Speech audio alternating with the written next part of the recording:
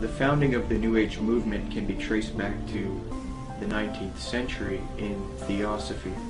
This is the group that largely popularized this belief that we are heading out of the age of Pisces and into the astrological age of Aquarius, which to them will be an age of unity of humanity, an age of enlightenment, a spiritual age of consciousness, so to speak.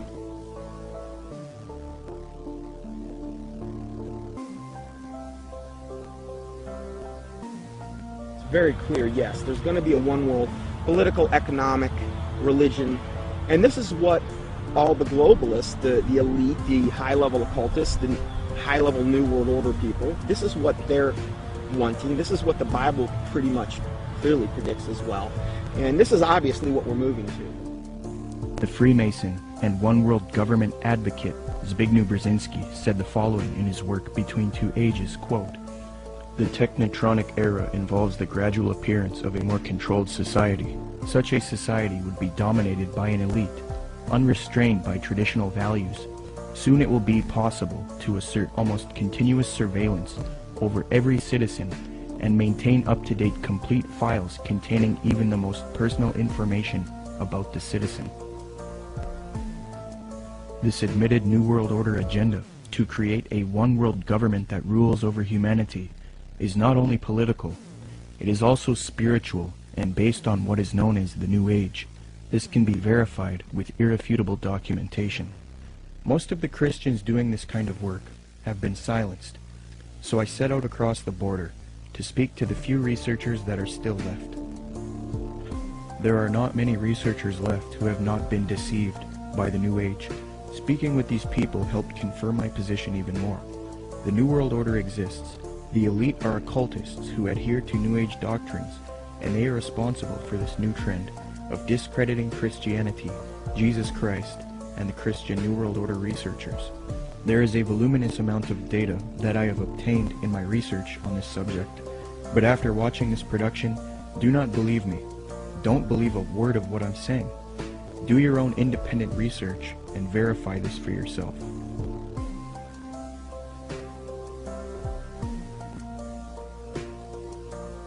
The very word secrecy is repugnant in a free and open society, and we are, as a people, inherently and historically opposed to secret societies, to secret oaths, and to secret proceedings. For we are opposed around the world by a monolithic and ruthless conspiracy. Here's the way they look at it. Here's their metaphor. Adam and Eve were held prisoner in the Garden of Eden by an unjust, cruel, and vindictive God.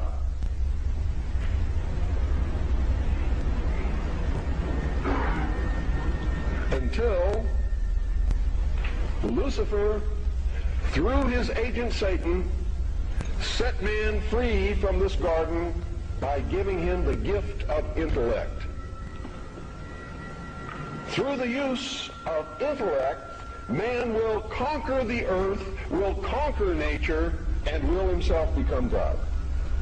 It's taught in every Masonic temple in this land. Every secret brotherhood, every secret society, every mystical temple, every occult organization teaches the Luciferian philosophy.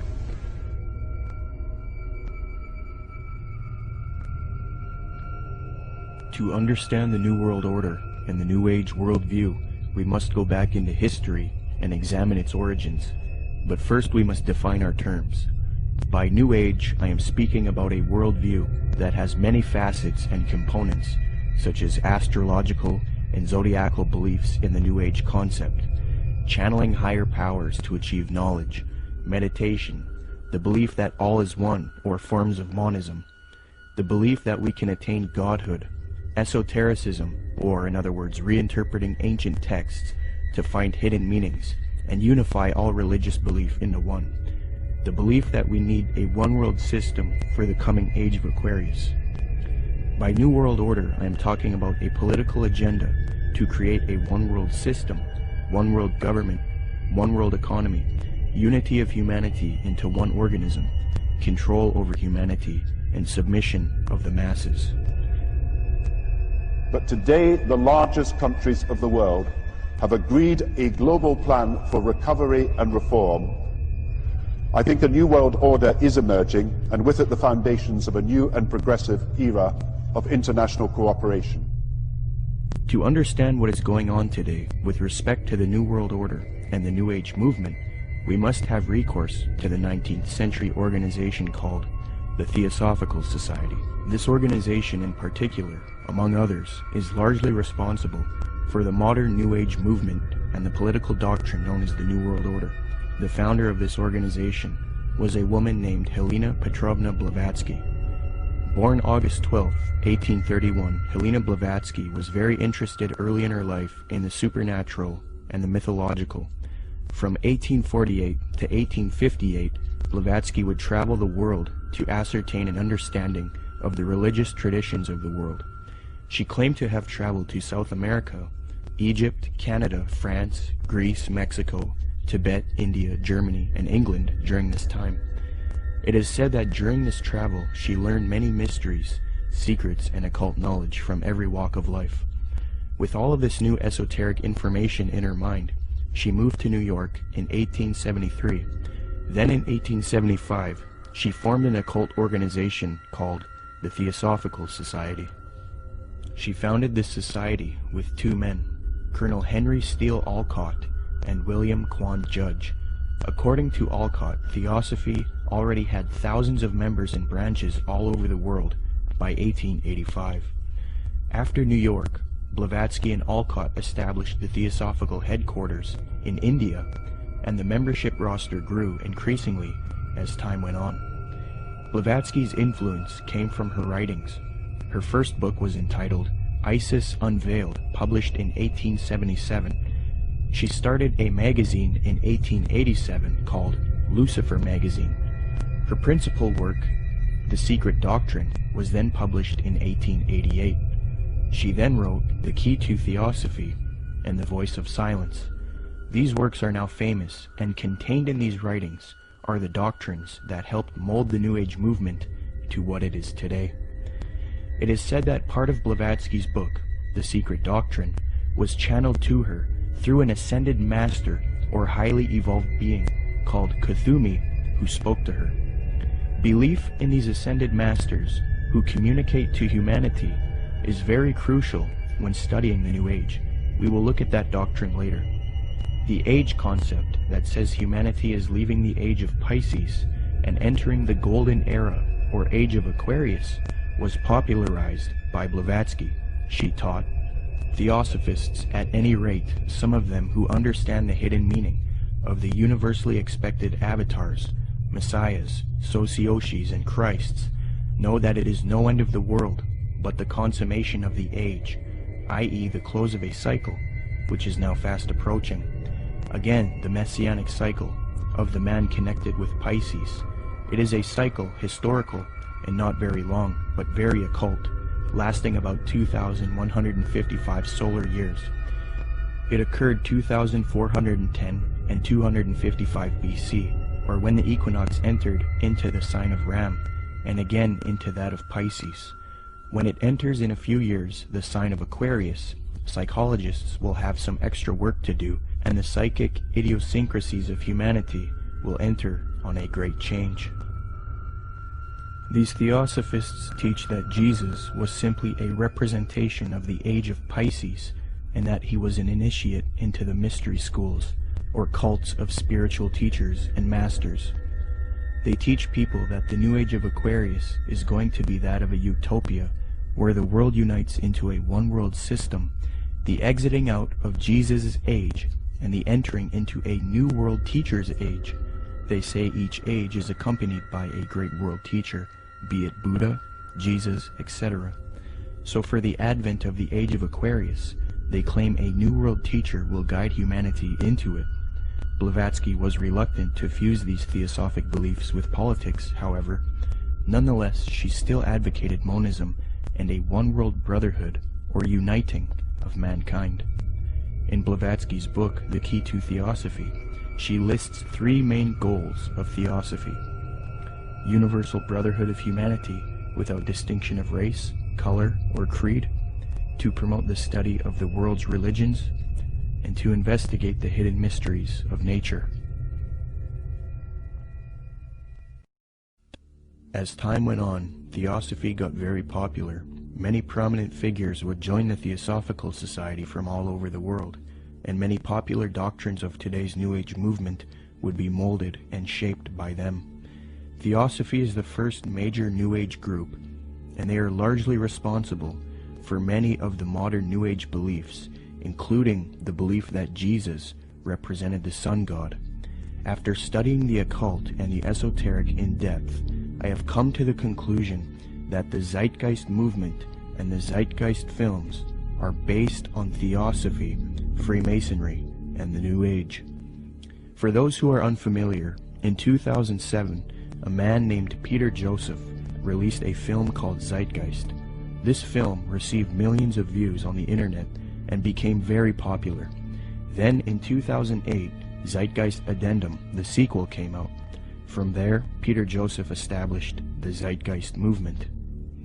Whether Zeitgeist was a film that was intended by Peter Joseph or whoever was behind it to be what it ended up being, I don't know. But I can say that the message that's being expressed by Zeitgeist is without a doubt the most clear depiction of the mystery school ideology, and it's done in such a way to be, it's kind of what I've described as a sort of mystery schools for dummies.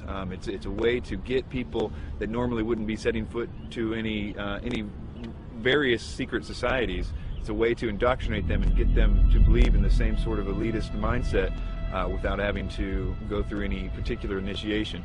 It's also usually accompanied with an idea of pride, that is that the people believe that what they believe is only for a select few, and that sort of has this way of sticking with them, and that nobody believes what I believe, and so it's sort of this elitist mindset that comes with that as well. The first Zeitgeist film was divided into 3 sections. The second section was about 9/11 being an inside job. The third section was about the corruption of the Federal Reserve. I have no real issue with the last 2 sections, but since the release of the first Zeitgeist film, Peter Joseph, the creator, has distanced himself from the 9/11 issue altogether.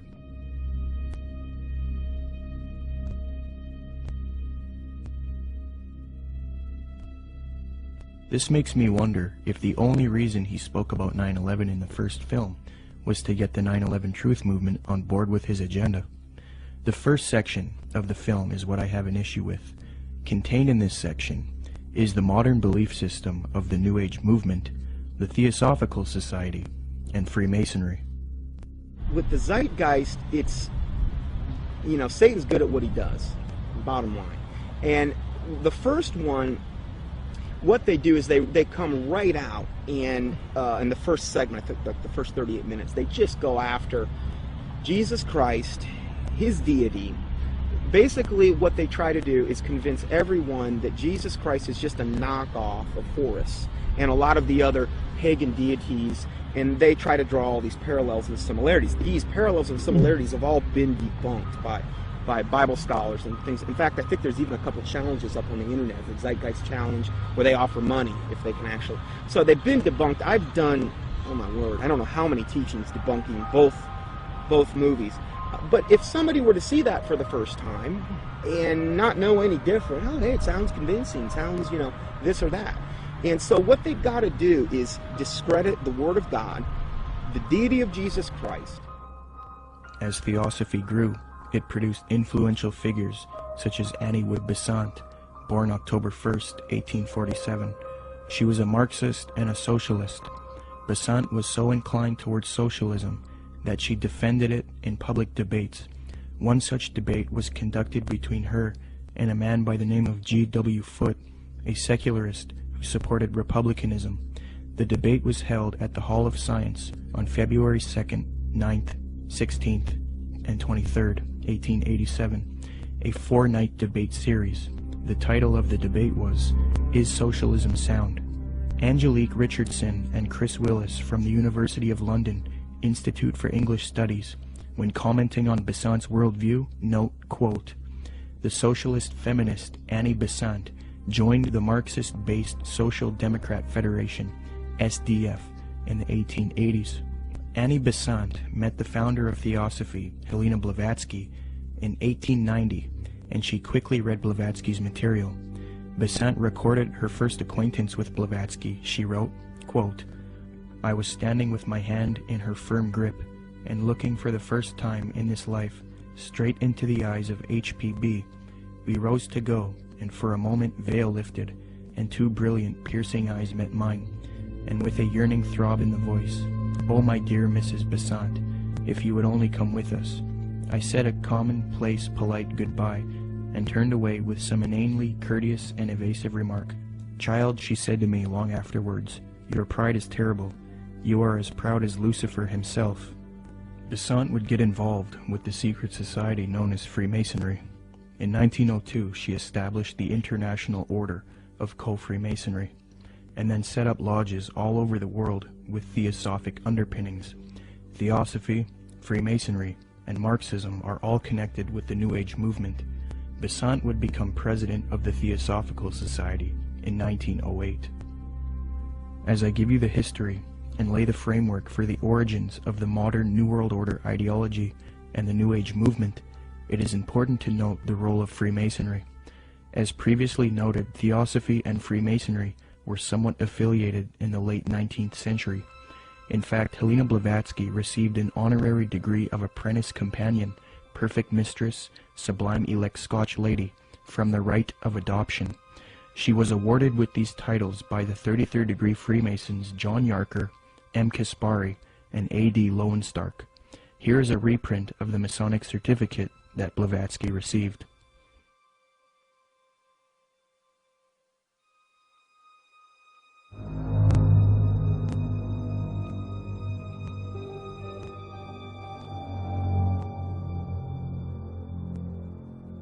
There are many different views on the origins of Freemasonry. I will present the one which I feel is the most evidenced and well documented. Modern speculative Freemasonry wasn't officially established until 1717 in London with the founding of the First Grand Lodge. Prior to that, there were Masonic lodges in the late 16th century. You first have operative Masonry involving those who would work with stone and who were part of a stone guild that built cathedrals and buildings in the Middle Ages. Around the 17th century, these operative Masons started accepting people into their craft who were not simply stoneworkers. Soon Masonry was not simply limited to stoneworkers. They then later developed into modern speculative Freemasonry of today, which involves secret handshakes, codes, symbolism, mythology, and legendary. The earliest documentation of the word Freemason is in the calendar of the coroner's rolls of the City of London. This is dated 1378 AD, edited by Reginald Sharp and published in 1913. Commenting on the origins of Freemasonry, Harry Carr remarks, quote, "It developed in Britain out of the building trades and fraternities, whose history goes back some 600 years in England. I do insist, however, that our present-day speculative Freemasonry is directly descended from the operative Masonry, whose beginnings we can trace back to the earliest record of organization among Masons in 1356. As far back as 1917, as modern Masonry was already 200 years old, people were recognizing the connection Freemasonry and Theosophy had. In the 1917 work Heresies Exposed, W. Host remarks, quote, "Freemasonry viewed doctrinally is Theosophy."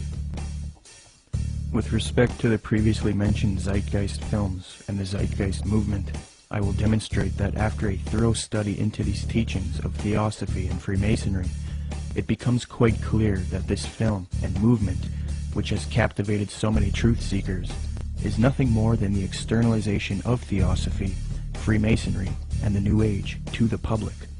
This is important because if it turns out that Zeitgeist is leading people into Theosophical and Freemasonic ideologies, it means that rather than standing against the New World Order One World Government agenda, like the anti-New World Order movement is supposed to be doing, truth seekers are actually associating themselves with ideologies and organizations that are connected to the New World Order, which I will also demonstrate. I will now qualify this hypothesis since I have laid the foundation for Theosophy and Freemasonry. Theosophists and Freemasons, as part of their esoteric doctrine, taught that Jesus was the sun god, the S-U-N, in the sky, and that he was based on the age of Pisces within the zodiac. The Marxist Theosophist Annie Besant taught her students, quote, "Then the sun retrograded into Pisces at the time of the birth of Jesus Christ, the Pisces influence being shown by cures performed by stepping into pools of water, Christ choosing his first apostles from fishermen," unquote. Similarly, the founder of Theosophy, Helena Blavatsky, taught, quote, "Ichthus, a fish. Some of his early disciples were fishermen. Pisces, a conventional shape for the fish," unquote. The notorious Freemason Manly Palmer Hall taught, quote, "During the age of Pisces, the fish was the symbol of divinity, and the sun god fed the multitude with 2 small fishes." In another context, Blavatsky reinforces Theosophy's belief about Jesus, quote, "For the salvation of the world, this was the sun, shorn of his golden rays, and crowned with blackened ones, symbolizing this loss as the thorns. Jesus and even Apollonius of Tyana were but epitomizers of the history of the sun." These doctrines are very sacred to Theosophists and Freemasons. The first section of the first film, Zeitgeist, externalizes these same Theosophic and Freemasonic beliefs, fringe views that historians and scholars dismiss. Zeitgeist repeats, quote, "Jesus is the Son of God. Now Jesus is the figure who ushers in the age following Aries, the age of Pisces," unquote.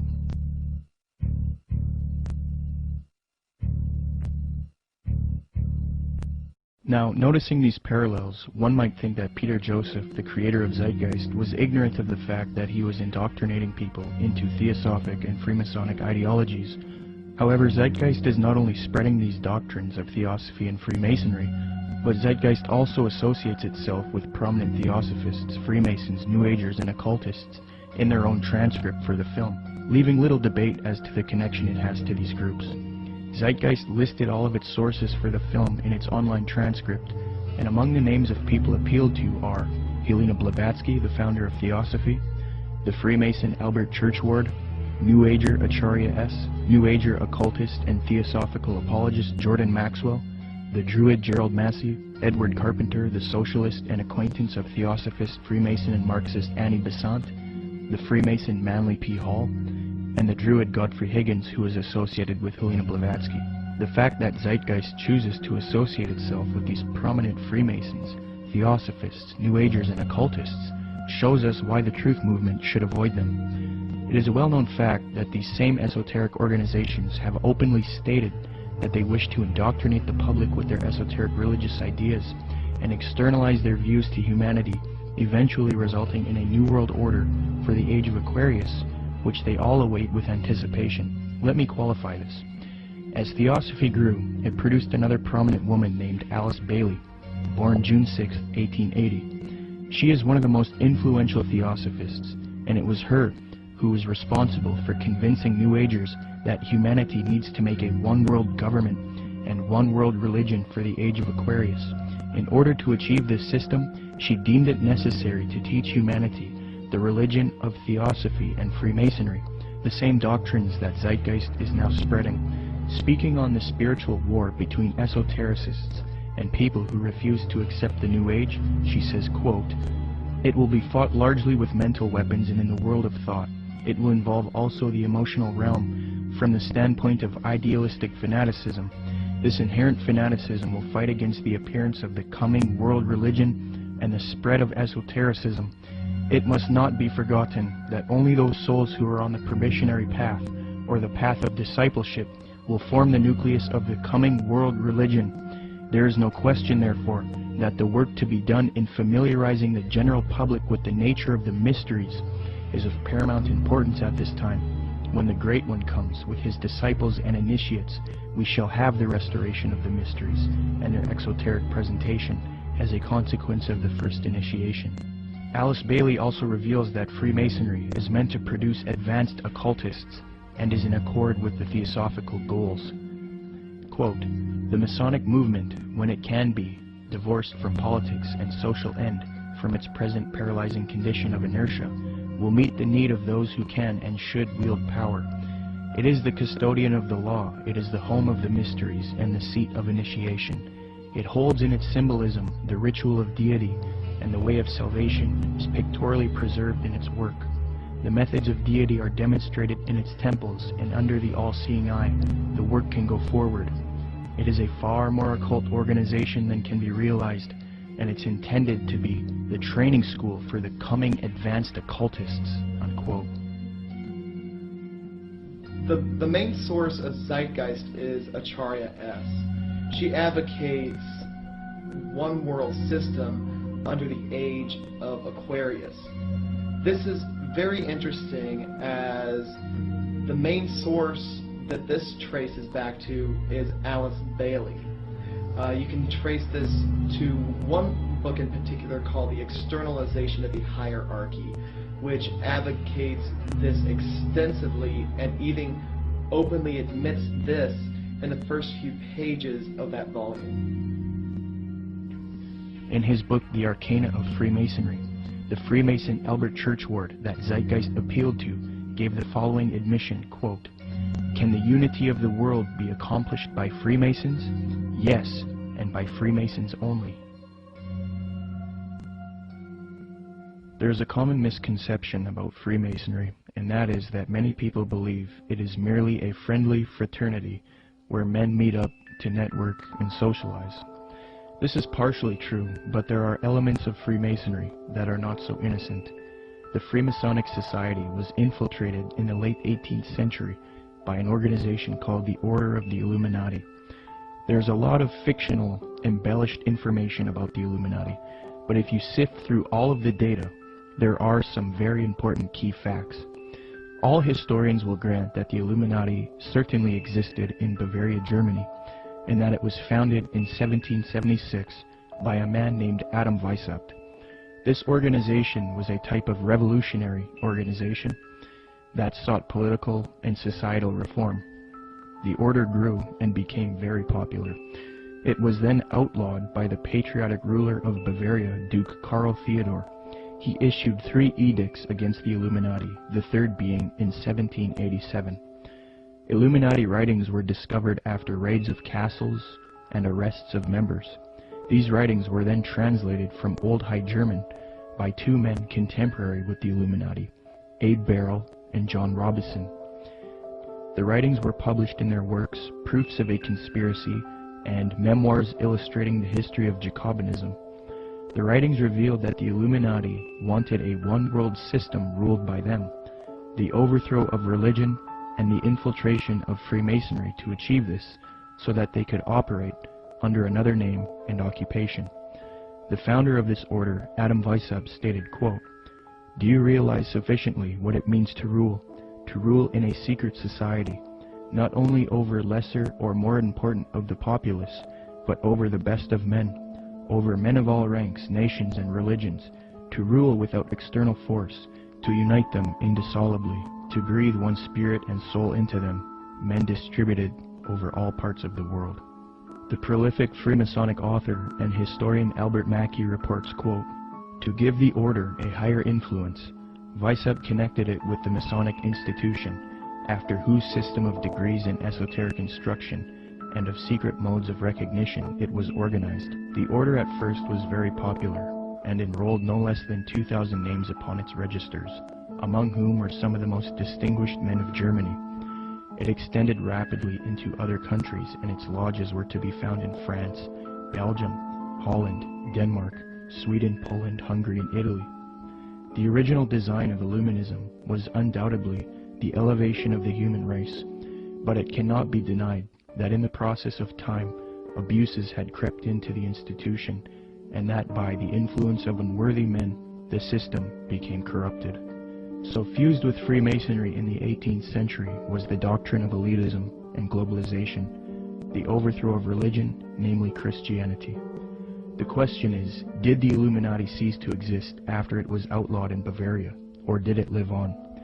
According to historians like Mackey and others, the Illuminati infiltrated Masonic lodges all over Europe before it was persecuted by the Bavarian government. So with that in mind, how could the Bavarian government stop this order? if it was already all over Europe? The answer is they couldn't have. The Illuminati was too big, and thus it continued under Freemasonry. The French historian Henry Martin reports, quote, Vicept proposed as the end of Illuminism the abolition of property, social authority, nationality, and the return of the human race to the happy state in which it formed only a single family, without artificial needs, without useless sciences, every father being priest and magistrate. President George Washington himself was convinced that the Illuminati existed after 1785, when it was outlawed in Bavaria. He corresponded with the Reverend named G.W. Snyder, voicing his concerns about the Illuminati. This was written 13 years after the Illuminati was outlawed in Bavaria. George Washington states, quote, I have heard much of the nefarious and dangerous plans and doctrines of the Illuminati. It was not my intention to doubt that the doctrines of the Illuminati and the principles of Jacobinism had not spread in the United States. On the contrary, no one is more truly satisfied of this fact than I am. The idea that I meant to convey was that I did not believe that the lodges of Freemasons in this country had, as societies, endeavored to propagate the diabolical tenets of the first or the pernicious principles of the latter, if they are susceptible of separation, that individuals of them may have done it, or that the founder or instrument employed to found the democratic societies in the United States may have had these objects and actually had the separation of people from their government in view, is too evident to be questioned. From President Washington, we learned that he believed the Illuminati was nefarious and dangerous. He had little doubt about the Illuminati spreading to America by 1798. He was truly satisfied, or in other words, convinced of this fact. He thought it was too early for whole Masonic lodges to be striving for Illuminati objectives, but he did believe individuals within American lodges were certainly doing so. He believed the founder or instrument used to found the democratic societies in the USA may have had Illuminati objectives in mind, and that they had the separation of the people from their government in view. According to Washington, these things are too evident to be questioned. That same year, the president of Yale University, Timothy Dwight IV, spoke out against the Illuminati. Quote, the great and good ends proposed by the Illuminati as the ultimate objects of their union are the overthrow of religion, government, and human society, civil and domestic. Joseph Willard, the president of Harvard University, said in a speech in New Hampshire, quote, there is sufficient evidence that a number of societies of the Illuminati have been established in this land of gospel light and civil liberty, which were first organized from the Grand Society in France. They are doubtless secretly striving to undermine all our ancient institutions, civil and sacred. These societies are closely leagued with those of the same order in Europe. They have all the same objects in view. The enemies of all order are seeking our ruin. Should infidelity generally prevail, our independence would fall, of course. Our republican government would be annihilated. Speaking on this new Freemasonry that was infiltrated by Illuminati elitist doctrines, John Quincy Adams, the 6th President of the United States, remarked, quote, I do conscientiously and sincerely believe that the order of Freemasonry, if not the greatest, is one of the greatest moral and political evils. Because this Illuminati doctrine of globalization and societal reform was fused into Freemasonry, later prominent Masons started voicing their anticipation of a new world order, one world system.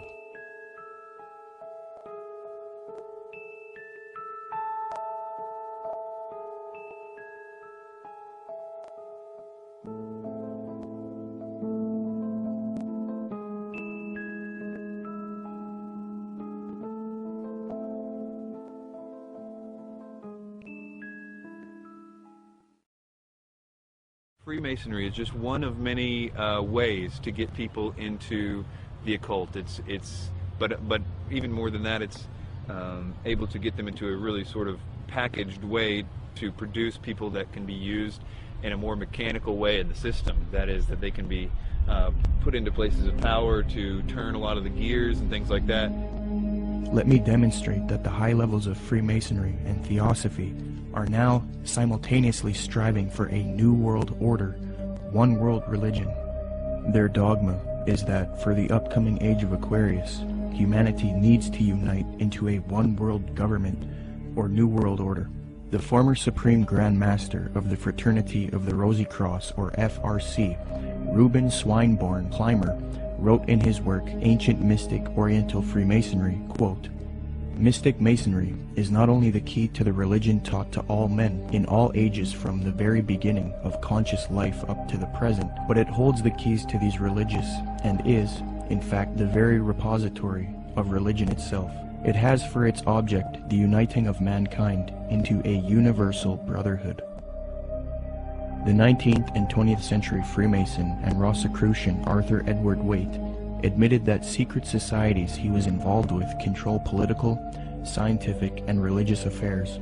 Waite believed that these societies always existed in every nation and are connected to modern societies, which I believe can be disputed.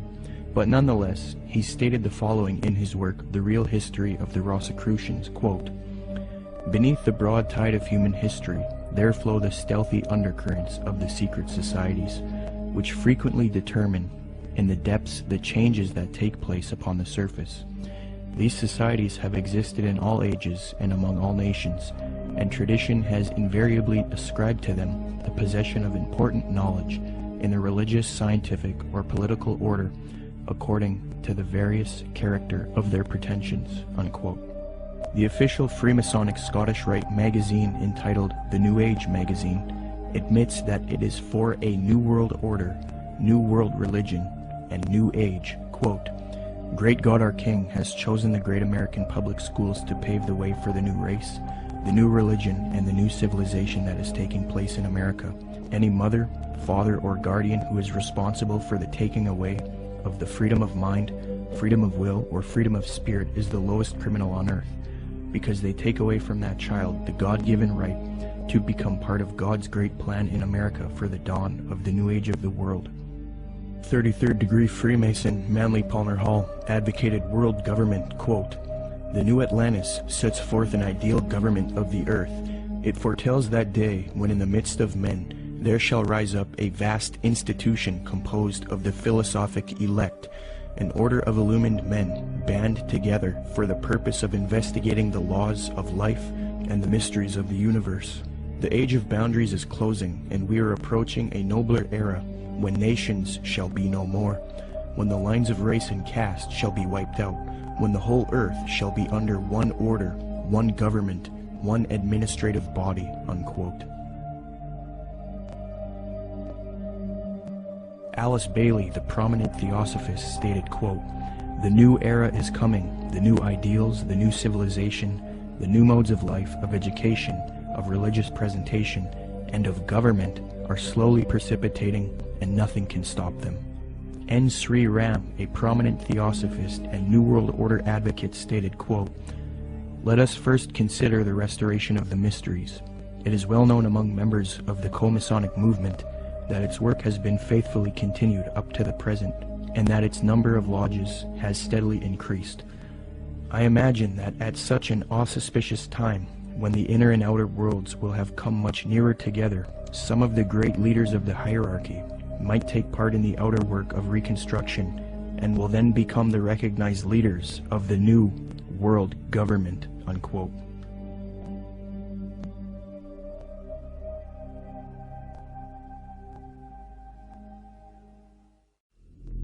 Now, this was written by Manly P. Hall. Manly P. Hall was both a Grand Master within Freemasonry, and he was a Grand Master in the Illuminati. And he says, "All of sincere heart will find consolation in the conviction that powers beyond and above human corruption continue to administer the destiny of the globe. It would be a mistake to confuse the governing bodies with the various sects which pretend to authority but give no indication or proof that they can manage efficiently even their own affairs." Now, Manly P. Hall knows who he's referring to here because he's part of that secret body. But of course, he speaks positively of it. The Zeitgeist films and movement have more ties to Theosophy and Freemasonry. At just 2 minutes into the second Zeitgeist film, Zeitgeist Addendum, a lecture of a man by the name of Jiddu Krishnamurti is played. Jiddu spent much of his childhood in southern India. Jiddu's father was a member of the Theosophical Society in southern India. When Jiddu was a boy, he was discovered by the Theosophist C.W. Ledbetter. Ledbetter was a man who was brought up on charges of immoral behavior with young boys, yet he still had a close relationship with the president of Theosophy, Annie Besant. Ledbetter and Besant would adopt Jiddu and take him to England. They raised him and brainwashed him into the Theosophic esoteric teachings. They were convinced that he was their return of the Christ and that he would lead humanity into the age of Aquarius as the world teacher for the New Age. Jiddu thought he was the Christ for many years due to being brainwashed, and he would give lectures speaking with authority on esoteric and occult matters. However, Jiddu became reluctant, and after many years decided not to be the Christ of Theosophy. He was a false Christ, and he later departed from Theosophy. He did retain connection with Theosophists, and devoted the later part of his life to giving lectures on New Age spirituality. He authored many books on the subject as well. The fact that Zeitgeist would include this man in their film, knowing his deep connection with Theosophy, should demonstrate to everyone the New Age esoteric nature of the Zeitgeist films and movement. One of the main claims of Zeitgeist is that the gospel story of Jesus is derived from the stories of previous pagan gods. They attempt to draw parallels between Jesus and these other gods to try to show that the story of Jesus is just a copycat story. Subsequently, these claims have all been debunked by scholars and historians. Zeitgeist appealed to Acharya S. for this theory. These claims can be found in her book, The Christ Conspiracy. Interestingly, it was the founder of Theosophy, Helena Blavatsky, and the Marxist Theosophist Annie Besant who popularized these types of arguments and inserted them into the New Age movement. The emphasis is removing uniqueness from Jesus Christ in Christianity, because to the New Ager, humanity is leaving Jesus' age of Pisces, which they believe is now evil. According to them, many people are still stuck believing in Christianity, holding the world back from their new spirituality. So what better way to fix this problem than to discredit the avatar of the previous Piscean age, Jesus Christ? They will even go as far as to say Jesus never existed in order to lead people away from Christianity. Thus the masses are now on board with the new Aquarian world order. Even modern New Agers around today will utilize this deception. New Age spokesman and disciple of Alice Bailey in Theosophy, Benjamin Creme, states, quote, "The 5 major initiations which take one to liberation have their symbolic enactment in the life of Jesus. That is what the gospel story is really about. It is a very ancient story and has been presented to mankind again and again in different forms long before the time of Jesus," unquote. When one compares Acharya S.'s book The Christ Conspiracy to Helena Blavatsky's book Isis Unveiled Volume 2, it becomes quite clear where Acharya got much of her material. For extensive rebuttals to this copycat thesis, see the following books, videos, and articles. The 3 things that Zeitgeist adopts from Theosophy and Freemasonry with respect to theology are 1. The belief that the story of Jesus was copied from other religions. 2. That Jesus is a representation of the sun. And 3. That Jesus ushered in the age of Pisces. It makes sense why Theosophists would spread these views, because they want a world system for the age of Aquarius, and in discrediting Christianity and connecting Jesus to astrology, they can get apostate Christians on board. But why then does Zeitgeist spread this propaganda? Interestingly, the creator of Zeitgeist, Peter Joseph, has wanted a world system or utopia paradise on earth since the release of the first Zeitgeist film. And as far as the spiritual aspect of life, you know, we're all pure spirituality. Of course there's something outside of understanding, because we're just a fragment inside this larger whole. I end Zeitgeist with a very positive note. We're talking about the consciousness, the whole consciousness, because you can scientifically orient yourself and even more importantly, spiritually orient yourself into a collective consciousness to realize that we're all one organism. And the moment people stop dividing themselves up and generating religious division, political division, the moment people stop fighting amongst themselves is the moment paradise will dawn. Similarly, Zeitgeist's main source, Acharya S., has advocated the New Age of Aquarius that the elitist Theosophists and Freemasons await in her 1999 work, The Christ Conspiracy, quote, "But the future is now, and the maneuvers are being unveiled. As far as Christianity's role in this new age," Carpenter states, quote, Christianity, therefore, as I say, must either now come frankly forward and acknowledge its parentage from the great order of the past, seek to rehabilitate that, and carry mankind one step forward in the path of evolution, or else it must perish. There is no alternative.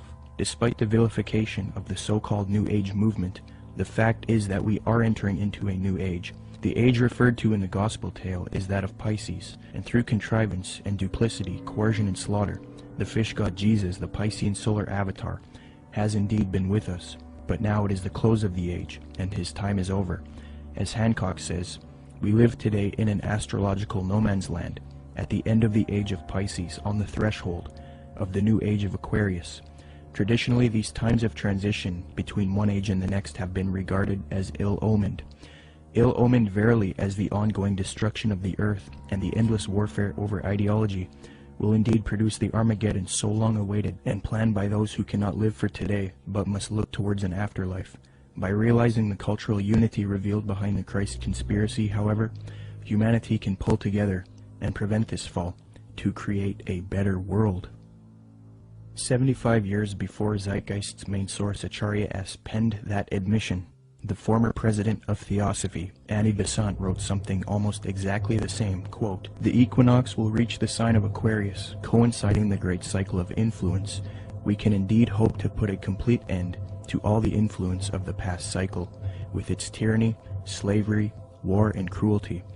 This is one of the great transitional epochs, and the karma before humanity as a whole, and to every group in particular, is to reform itself from slavery, female subjection, war, and cruelty, and establish a civilization based on humanness and interest in spiritual matters." New Age author Gail Fairfield explains what is expected for the supposed upcoming age of Aquarius. She states, quote, "The sign of Aquarius is the sign of focused concepts. It concentrates intently on developing its ideas and then applies them to the betterment of humankind. It has talent for rapidly correlating all the information available into a political, ethical, spiritual, technological system. Aquarius creates optimal features for individuals and for humanity because it needs alternatives, possibilities, and something to move towards. Overall, Aquarius is a reformer and visionary working to create its utopia." Unquote. Isn't it interesting that right after Zeitgeist promoted the Aquarian New Age concepts in the first Zeitgeist film, the second film, Zeitgeist Addendum, then goes on to convince its followers to strive for a similar Aquarian one-world system, New World Order, called the Venus Project. Indeed, the solution offered by the film Zeitgeist Addendum is that humanity needs to unite into the very same thing that Theosophy and Freemasonry wants it to unite into. A one-world universal esoteric brotherhood of humanity. A new world order. I think that the coming new system that the occultists speak of it's really crucial to understand that what they're talking about is not going to look like what we think the New World Order's control grid will look like. They believe that the utopia will be one of a spiritual utopia, one that's free of wars and religion. It's easy for a lot of people to have idealistic views about it. They're going to make it sound wonderful, which is what like the Zeitgeist Addendum particularly does in the second part, where they talk about, oh, we're going to like, you know, have free energy, we're going to provide your needs. There's been talk about erasing all debts. That's more the Venus Project is more what is it Jacques Vallée? Jacques Fresco. That's more what he's into. Okay, this is his utopian approach to the New World Order, where I literally heard him say on the addendum, where he said we'll have no laws. All laws will be done away with. I thought to myself, oh, law. I mean, nobody's going to have to work. It's just going to sound like wonderful. I mean, he's talking about how are people going to make movies. Well, you won't have to, and you can do whatever you want. And if you make a painting, you can give it to somebody. I mean, this utopian world, but it's going to come at an extremely high price regarding the mark of the beast. It's not going to be what they're cracking it up to be, and most likely, it's only going to come with massive depopulation, and they're going to probably try to pull that off a number of different ways. But you have the Zeitgeist, this utopian approach, and then you also have the way the Ascended Master, some of the Ascended Masters say will be done through a project called Nasera, which, you know, is very similar in what the Zeitgeist Addenda talks about. It's just kind of a different flavor of it all. So which one they're actually going to be able to pull off, it's up, if the Lord lets them do it, it's kind of up to the Lord. It's hard to say which way it'll go. The Venus Project looks like Francis Bacon's New Atlantis, this concept that has been with the occult realm for a long time.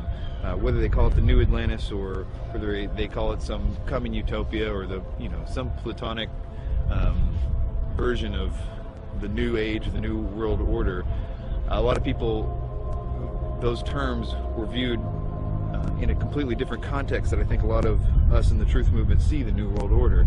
It's a totally different thing that they're hoping will happen.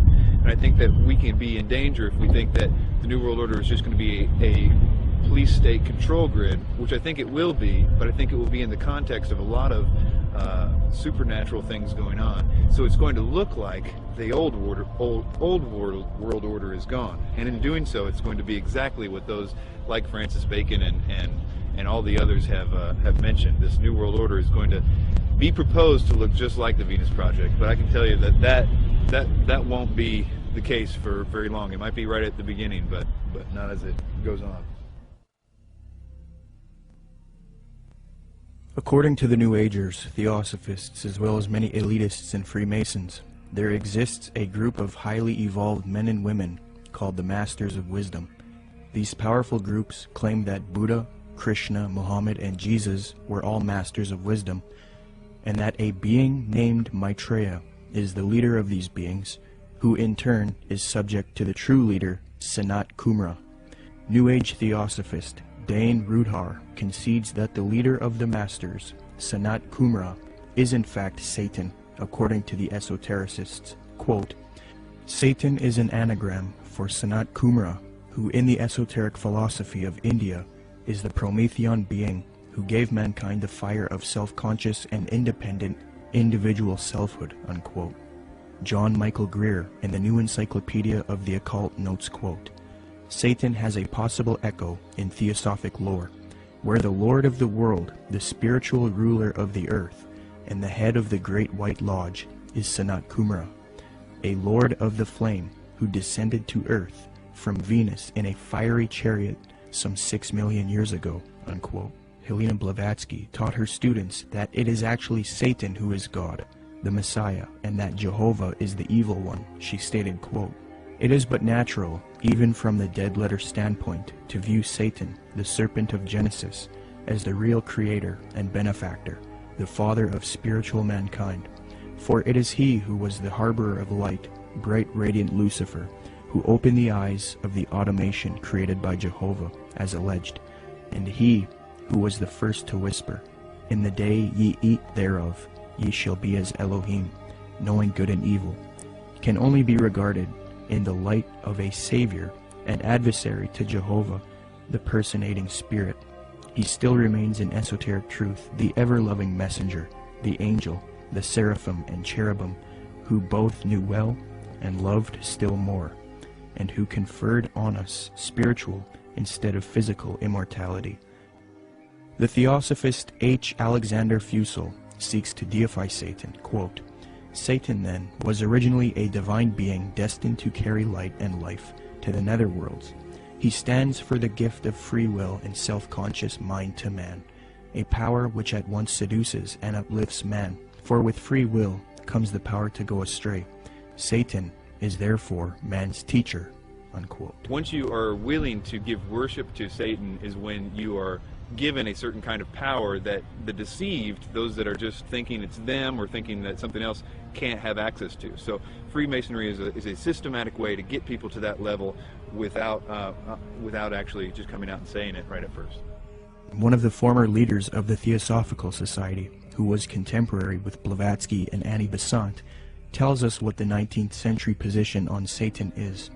In his work Spiritualism, Madame Blavatsky, and Theosophy, Rudolf Steiner states, quote, Lucifer is not a being that we can see with our present-day physical eyes. Lucifer can be seen only with the awakened clairvoyance. Seen clairvoyantly, in fact, Lucifer is a particular being who was left behind during the moon phase of evolution, unquote. N. Sri Ram, who often gave lectures at the United Nations, a major theosophist and writer for Lucifer magazine, clarifies, quote, "The adversary, or Satan, is no other than Lucifer, the light-bearer, the bright morning star. He is the initiator, awakening the divine faculties of intellect on man. He is the king of the fallen angels, spirits from higher spheres, who descended among primitive mankind of the third race, to develop in man and endow him with his self-conscious mind, or manas," unquote. Theosophy teaches that Satan or Lucifer is actually a divine being who saves humankind and brings him consciousness. Many modern influential New Agers who are deceived by Theosophy repeat the same theme. David Spangler admits that Lucifer is a being that New Agers honor, and the light of Lucifer is the light of God. Quote, "The true light of Lucifer cannot be seen through sorrow, through darkness, through rejection. The true light of this great being can only be recognized when one's own eyes can see with the light of the Christ, the light of the inner sun. Lucifer works within each of us, trying to bring us to wholeness. And as we move into a new age, which is the age of man's wholeness, each of us, in some way, is brought to that point which I term the Luciferic initiation, the particular doorway through which the individual must pass if he is to come fully into the presence of his light and his wholeness. Lucifer comes to give us the final gift of wholeness. If we accept it, then he is free, and we are free. That is the Luciferic initiation. It is one that many people now, and in the days ahead, will be facing, for it is an initiation into the new age. It is an initiation of leaving the past and moving into the new, shedding our guilt and fears, our anxieties, our needs, our temptations, and becoming whole and at peace, because we have recognized our inner light and the light that enfolds us, the light of God," unquote. So indeed the Luciferian doctrine is fused into the New Age movement due to Theosophy. Along with this doctrine is the belief that because of Satan, man is now thinking he will evolve, conquer the world, conquer nature, and become a god. The Freemason W.L. Wilmhurst bolstered the fact that Freemasonry is aimed at creating God-men. The purpose of initiation is attaining godhood, he states, quote, "The height of the lodge, even as high as the heavens, implies the range of consciousness possible to us. When we have developed our potentialities to the full is infinite. Man who has sprung from the earth and developed through the lower kingdoms of nature to his present rational state has yet to complete his evolution by becoming a godlike being and unifying his consciousness with the omniscient, to promote which is and always has been the sole aim and purpose of all initiation," unquote. Danny and Englewood, you're on the air. Go ahead. Yeah, you're going to take this the wrong way, Peter J., director of Zeitgeist, but what you just said sounds exactly like Satanism. Not saying that you are satanic. I don't believe in Satanism. If you want to use that word, you know what Satanism that's your own, that's you know your what own Satanism idea. is? Atheists. People who do not believe in a God. People who believe that man is a God. That's what that's Satanism correct. is. You are God. Okay, then you are a Satanist. You are God.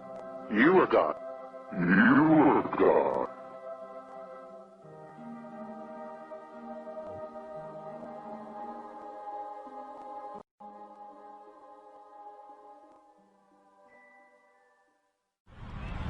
Okay, can you tell us about Benjamin Creme, Maitreya, and the Ascended Masters? Okay, well, Benjamin Creme was born in 1922, and in 1959 he was contacted by one of the masters, Ascended Masters. They don't really get real specific who actually contacted him first, but what they did is asked him if he wanted to participate in this coming, where he would actually talk about and be kind of like the John the Baptist for the coming Maitreya, as they called him. And he accepted, and in 1975 he started Share International, which is kind of like the mouthpiece for who they call Lord Maitreya. And in 1977, Maitreya actually made, according to them, his physical appearance, where he came from the Himalayas, and supposedly he occupied a body, came in on a plane from the Himalayas, and they even used that whole thing about him coming from the Himalayas in 1977 to say that this fulfills the Bible scriptures where it said he will come in the clouds, which is such a joke. But so Maitreya has really been, or Benjamin Creme has really been, like, again, the kind of like the false version of John the Baptist for Maitreya ever since, really. He's went around, lectured. He lectures at different and various occult groups. He lectures at Masonic halls and these types of things, places where he feels comfortable at. And he's been trying to herald in Maitreya for a long time. They've made many predictions where, they said, okay, he's most likely going to appear within this time frame, and most of the time they've just got everything wrong. So they'll say, well, he could appear any moment, but we don't really know when. The New Age religion, folks, is going to have a worldwide leader, a charismatic political and religious leader that they call Lord Maitreya. At least so far that's who they call him, or that's what they call him. This individual, as far as I know, has not made his public appearance yet, but the New Agers claim that he is on the earth at the present time. They claim that he came to live with the Asian community in East London, England, in July 1977 by descending from his ancient retreat in the Himalaya mountains along the border of India and Tibet. They further believe that his imminent emergence into full public view is assured. They also claim that this individual is the one that the Christians call Christ, the Jews call the Messiah, the Buddhists call the fifth Buddha, the Hindus call Krishna, and the Muslims call the Imam Mahdi. In other words, all of the major religions of the world are awaiting the arrival of this one individual. And they say that he is on the earth now, patiently waiting for the appointed time to reveal his existence to the peoples of the world. They say that he will apparently assume the leadership of all of these religions, and when he does, he will create a one-world religion. The New Agers have written that in the esoteric tradition, previously defined as being intended for or understood by only a chosen few as an inner group of disciples or initiates, in other words, the esoteric means hidden. They claim that the word Christ is not the name of an individual, but the name of an office or function within the spiritual hierarchy of masters.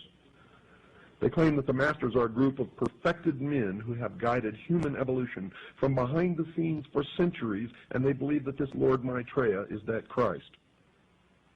Now, Manly P. Hall has written of this individual by identifying him as, quote, the way, the truth, and the life, which coming to every life redeems all who accept it, unquote. Since Jiddu Krishnamurti, featured in Zeitgeist Addendum, failed as the world teacher responsible for ushering in the Age of Aquarius one-world system, Theosophists, Freemasons, and occultists have been waiting for their world teacher since then. Well, on January 9th, 1959, a student of Alice Bailey and Blavatsky, who was already familiar with the doctrine of the Ascended Masters, Benjamin Creme, would come into contact with powerful forces who would appoint him to introduce Maitreya, the world teacher, to humanity. Creme's first experience is as follows. On January 3rd, 1959, Creme became possessed by an energy, and a message from an outside force said to him, "Go to Blackfriars Bridge, south side, Blackheath side, on January 9th, 9:30 p.m. So on January 9th, 1959, Benjamin Creme followed these instructions and crossed Blackfriars Bridge in London, walking to the south side. There was no one about. It was deserted. There was a car waiting at the far end of the bridge. He walked beside the car and looked inside of it. There were some people in it who he did not know, but one of them was a man who told him he had been receiving messages from the Ascended Masters. From there, Creme started receiving messages again from this force, who he now believed were these Ascended Masters that Theosophy invented. This entity told Creme to pull out his tape recorder. It began giving Creme long dictations, which he repeated into the tape recorder.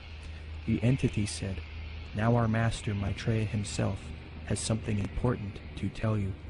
Creme then claimed to be overshadowed by Maitreya this leader of the Ascended Masters. In a sense, he was possessed by Maitreya. Krem claims that the experience was that of total identification with everything and everybody in the world, a kind of universal experience such as he had never felt. He was filled with a foreign tremendous energy.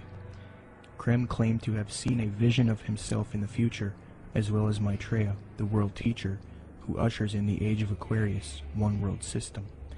Later he was instructed that he would help introduce Maitreya to the world. Since then, Krem started an organization called Share International. They have a website as well. It is aimed at promoting Maitreya and the teachings of Theosophy and the New Age. Krem admitted that he was influenced by Helena Blavatsky and Alice Bailey. Quote, "To many today, this awareness includes the recognition of higher states of consciousness attained by those who make up the emerging spiritual kingdom, the masters and initiates of the world. Their existence was first revealed in modern time by H.P. Blavatsky, co-founder of the Theosophical Society, as long ago as 1875.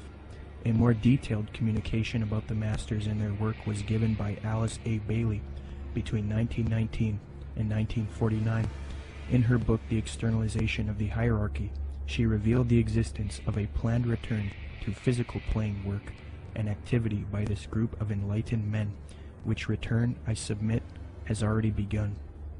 I think that what Blavatsky wrote down, even by her own admission, was not written by a ascended master, and I don't think that ascended masters exist. She was being deceived. Regardless of what we think, we have to at least believe her and the others involved in the high levels of the Theosophic movement, that what they got, the core levels, their secret doctrine, was given to them by off-world entities.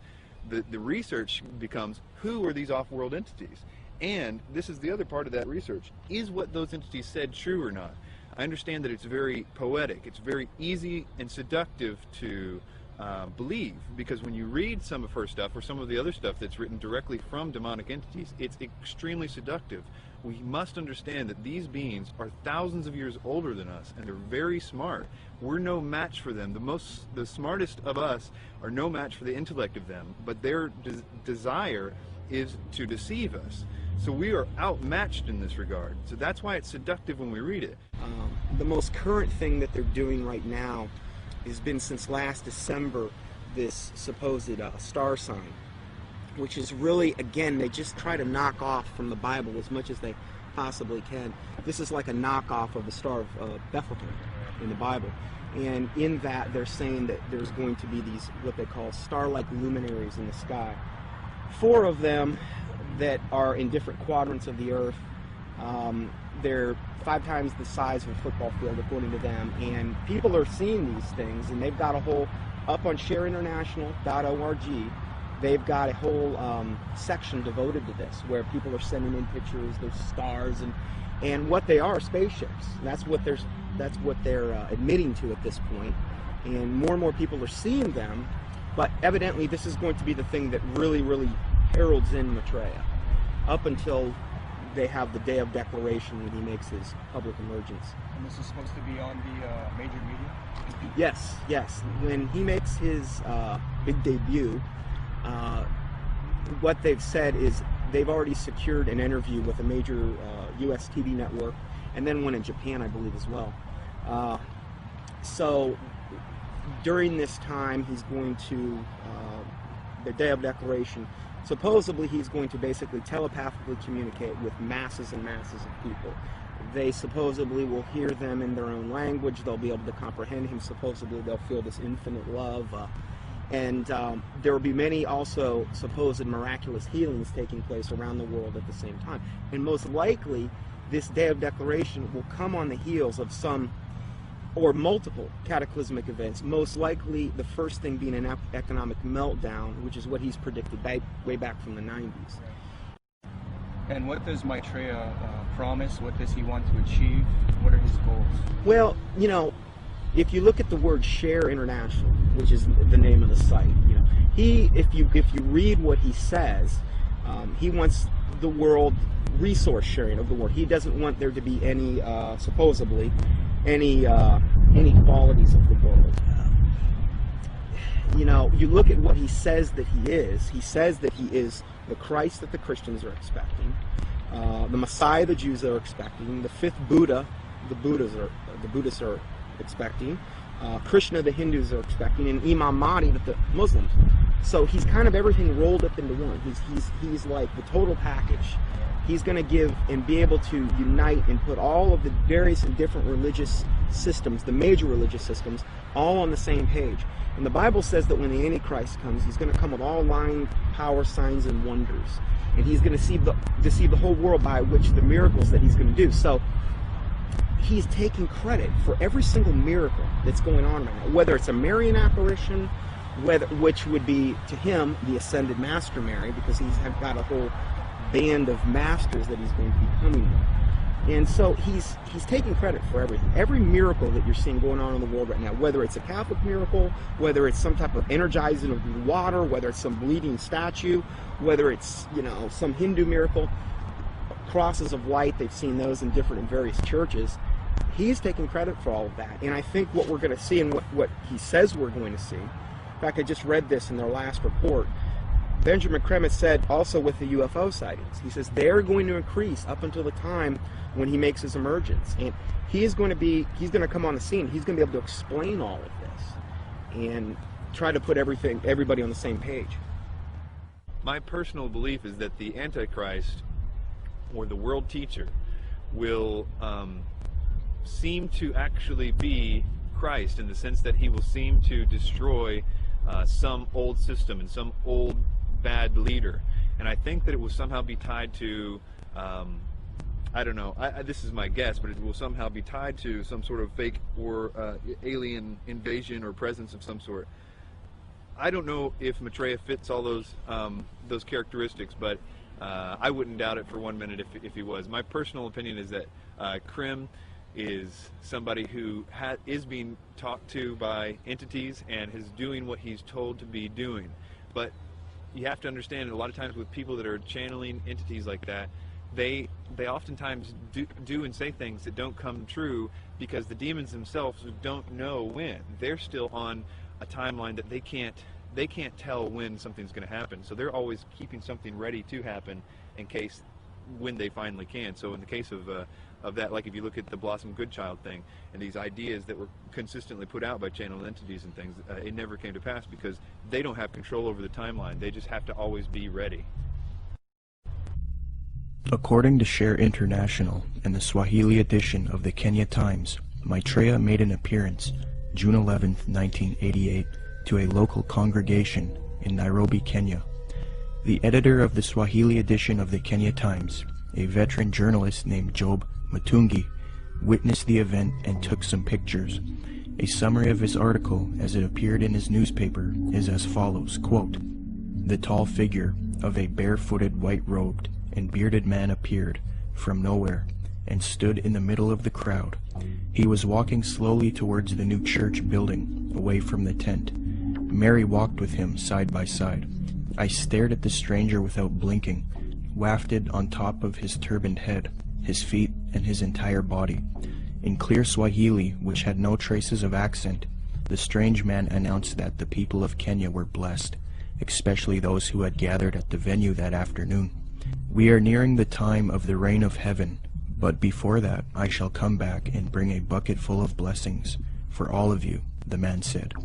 A bucket full of blessings is a reference to the astrological symbol for the age of Aquarius. Aquarius is depicted as a man carrying a pitcher of water in the zodiac. But continuing with the article, quote, "It took the crowd nearly 20 minutes to recover after the man left the meeting in a car belonging to a Mr. Gurnam Singh, who offered to give him a lift. But it will probably take Mr. Singh his lifetime to recover from the shock he got 2 minutes later. On reaching the bus terminus, the man informed Mr. Singh to stop the car. On getting out, he walked a few paces beside the road and simply vanished into thin air." New Age expert and attorney Constance Cumby, author of The Hidden Dangers of the Rainbow, had stumbled onto this Maitreya figure in her research in the 80s. Her book, published in 1983, was the first book to give a full expose on Maitreya and Benjamin Krem. On page 21, she notes a Denver Post interview conducted by Jack Kissling speaking to Benjamin Creme, quote, "Won't the advent of a single world religion annoy the hierarchies of all the current Orthodox religions?" I asked. "More than that," he said with a smile. "They will be shocked. I dare say they will be among the last to accept the Christ." But according to Kissling, Creme said confidently, "It will come because it must. We will begin to live," he said, "as potential gods," unquote. Constance Cumby also notes that Creme is a Luciferian by citing a WLAC radio interview, quote, "In a November 9, 1982 radio interview over WLAC, Nashville, Benjamin Creme told the entire Bible Belt that Lucifer came to planet Earth from planet Venus 18.5 million years ago and made the supreme sacrifice for us," unquote. Constance Cumby had direct contact with Benjamin Creme face-to-face in Detroit, Michigan. I had the opportunity to meet this brave woman, and she showed me the place in which she had attended a lecture by Benjamin Creme.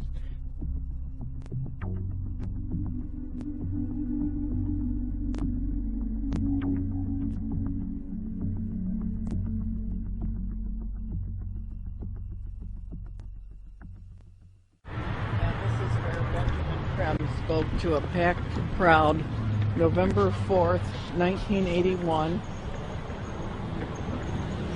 and Bread for the World was out there, had tables, Oxfam, every group you could think of was sitting out there. They were passing out brochures. The brochure is reproduced in both of my books. Benjamin Creme came in.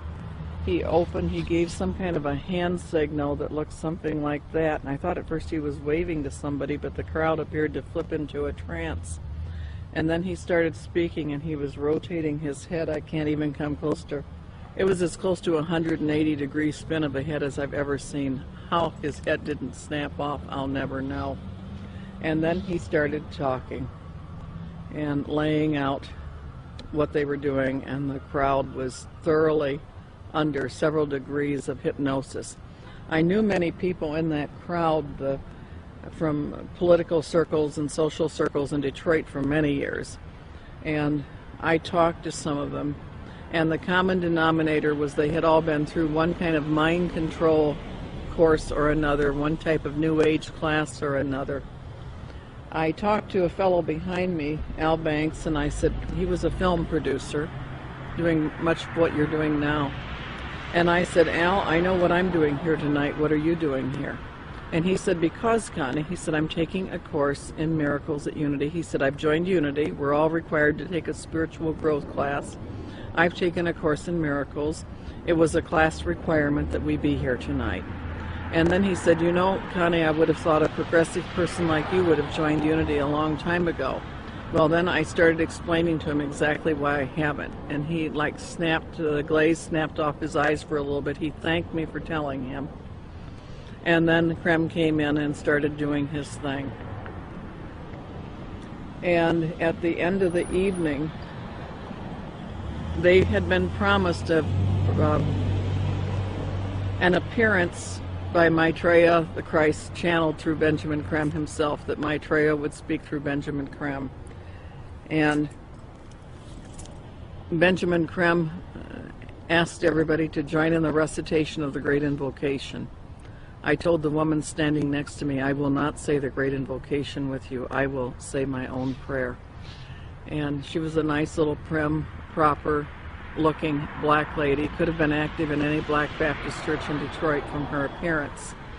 And she said, "No, that's all right, honey. We all have our own paths to God." And I said, "The reason I will not say the Great Invocation with you, the scriptures clearly said that the Antichrist would come denying that Jesus was the Christ." I said, "Benjamin Creme has denied it all evening and said Jesus was not the Christ and this Maitreya was." And the woman said what Benjamin Creme had said. She said, "There's been many Christs." I said, "There's been one, and his name is Jesus." And people turned from rows around and looked at me like I was crazy. And so then Benjamin Creme came in, and he started the nearly close to 180-degree spin of his neck again. And the crowd's hypnotic trance appeared to deepen, and he started out from the point of light within the mind of God, may light spring forth ever. And I went nice and clear, and I'll tell you, the acoustics in that building are wonderful. I said, Our Father, who art in heaven, hallowed be thy name. Thy kingdom come, thy will be done. And I did that each and every stanza. And they got down to the last part, said, may light and love and power fulfill thee plan on earth, and may it seal the door where evil dwells. And I said nice and loud and clear, I said, may Jesus Christ return to earth and end the evil present in this room tonight. Well, the funniest thing happened, or may I say it did not happen. Benjamin Creme stood there. He waited, and he waited. He clearly was watching for something to come over him. And it didn't happen. And he finally said to the crowd, he said, that will be all. You are dismissed. And of course everybody was extremely disappointed. And we went to the door and I went walking out. I had brought some co-spies with me. They were kind of chickening out at that point and waiting for me. They were afraid of being ripped limb to limb.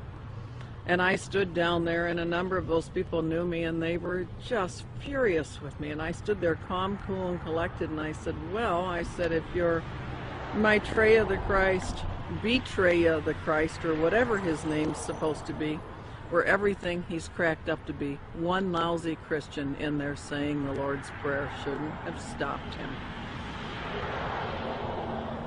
And Benjamin Creme has never come back to Detroit, although that was probably the most successful night financially and crowd-wise that he'd had in the United States. The following is a video taken in Iraq at a Shia Muslim festival. Share International and Benjamin Creme have put out that this is indeed an appearance of Maitreya, the supposed world teacher for the Age of Aquarius, One World Government. Commenting on this video, Share International reports, quote, Imam Mahdi, unexpected appearance, proclaims the title of a video posted on YouTube. A miraculous figure of glowing brilliant white light appeared on a video filmed in Karbala, Iraq, on the night of Ashura, 6 January 2008. This Shia Muslim ceremony commemorates the martyrdom of the grandson of the Prophet, Hussein, whose tomb is in Karbala. Benjamin Creme's master confirms that the light figure is Maitreya, Imam Mahdi to the Muslims, and that his dance-like movements with a sword remind us of his coming with the sword of cleavage. Could this be real, or is it a hoax? Is Maitreya real, or is he a hoax? Whatever the case may be, it turns out that it is not only New Agers and occultists who believe in this Maitreya, but politicians, presidents, and elitists also follow Maitreya. Wayne Peterson, a retired American diplomat and admitted supporter of Maitreya with connections to the Pentagon and the United Nations, stated the following about Mikhail Gorbachev in the White House in a Vision magazine interview, June 20th, 2000. Reporter Kendall Klug asks, I believe Mikhail Gorbachev has publicly stated his belief of the existence of Maitreya. Do you know if this is true? Wayne Peterson answers, I have one little story I could tell you about Gorbachev. A friend of mine who has worked with the World Bank went to the Heads of State Conference in Europe and gave a speech where he borrowed many of Maitreya's ideas for economic reform out of a book by Benjamin Creme that I had given him. He told me that he had read the book on his flight to Europe and realized that his keynote address to these world officials, especially presidents and prime ministers, it was a very high-level meeting, was going to be very boring, with many having heard similar sentiments over and over.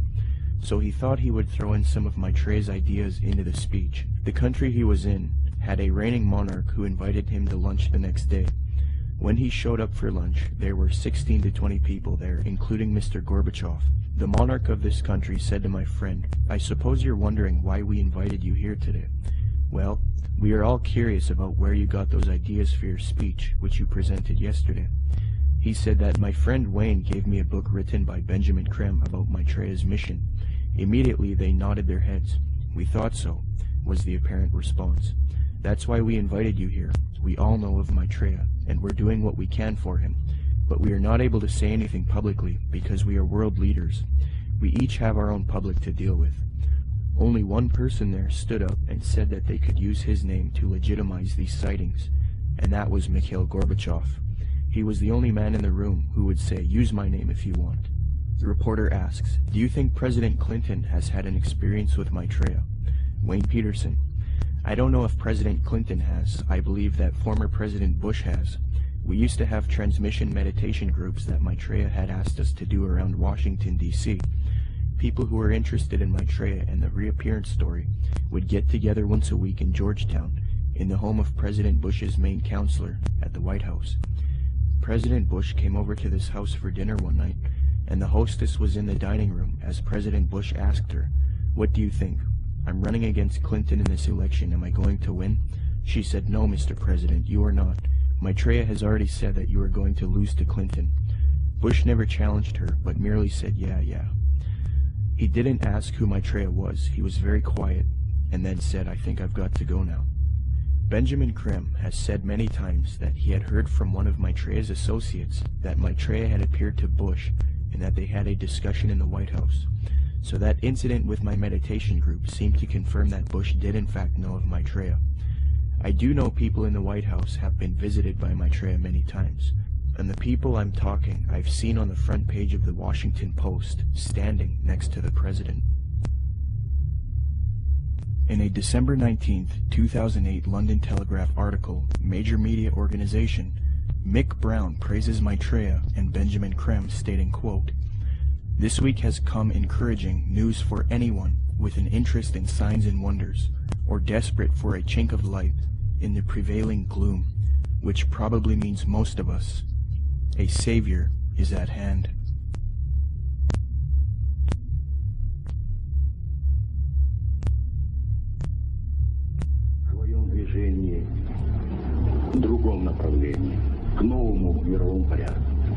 I think even that does not describe why the world has changed so much and why the world has turned so much toward a new world order and a new kind of civilization. Maitreya is one of the main theosophy in Maitreya. The whole UN movement, the whole Lucis Trust movement, world goodwill, they're going out of their way to try to discredit it and say, well, you know, Jesus, all he really was a disciple of Maitreya. He's still a disciple of Maitreya. Maitreya's over him, and Jesus, they believe what happened is Jesus heralded in the age of Pisces. Now what we're going to be doing is now we need to herald in the age of Aquarius. This is where the New World Order comes in, and this is what Maitreya is going to bring. So we're going to de-emphasize Jesus, and we're going to move over to Maitreya. Jesus is just a disciple of Maitreya anyway, according to them.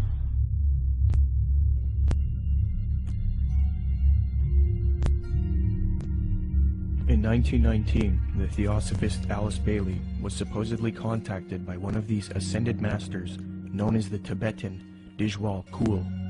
From 1919 to 1949, Bailey would write 24 books, and according to her, she would do automatic writing, a new age way of channeling and letting the force write for you. Bailey would create Lucifer Publishing, which would distribute the works of Helena Blavatsky and the Theosophical Society. She would later change the name to Lucis Trust because Lucifer Publishing was too controversial. Lucis Trust evolved into a large New Age organization, and it is still active today. Lucis Trust is also directly associated with the United Nations. According to the United Nations International Geneva Yearbook 2009, quote, "The Lucis Trust is recognized by the United Nations as a non-governmental organization and is represented at regular briefing sessions at UN headquarters. The Lucis Trust is on the roster of the United Nations Economic and Social Council." Thus, Theosophy and the New Age are now fused into the United Nations, which gives a medium for the New Age agenda to unfold. The aim of corrupt organizations like Lucis Trust and the UN is to create a one-world government, New World Order, which is in accord with the supposed Age of Aquarius. Many high-level elitists have voiced their approval for such a system. Donald Keyes is a high-level New Age leader. Humanity, says Keyes, is, quote, "on the verge of something entirely new, a further evolutionary step unlike any other, the emergence of the first global civilization. David Rockefeller, the owner of the Chase Manhattan Bank, called for a New World Order openly in his book Memoirs, quote, "For more than a century, ideological extremists at either end of the political spectrum have seized upon well-publicized incidents, such as my encounter with Castro, to attack the Rockefeller family for their inordinate influence they claim we wield over American political and economic institutions. Some even believe we are part of a secret cabal working against the best interests of the United States, characterizing my family and me as internationalists, and of conspiring with others around the world to build a more integrated global political and economic structure. One world, if you will. If that's the charge, I stand guilty, and I am proud of it," unquote.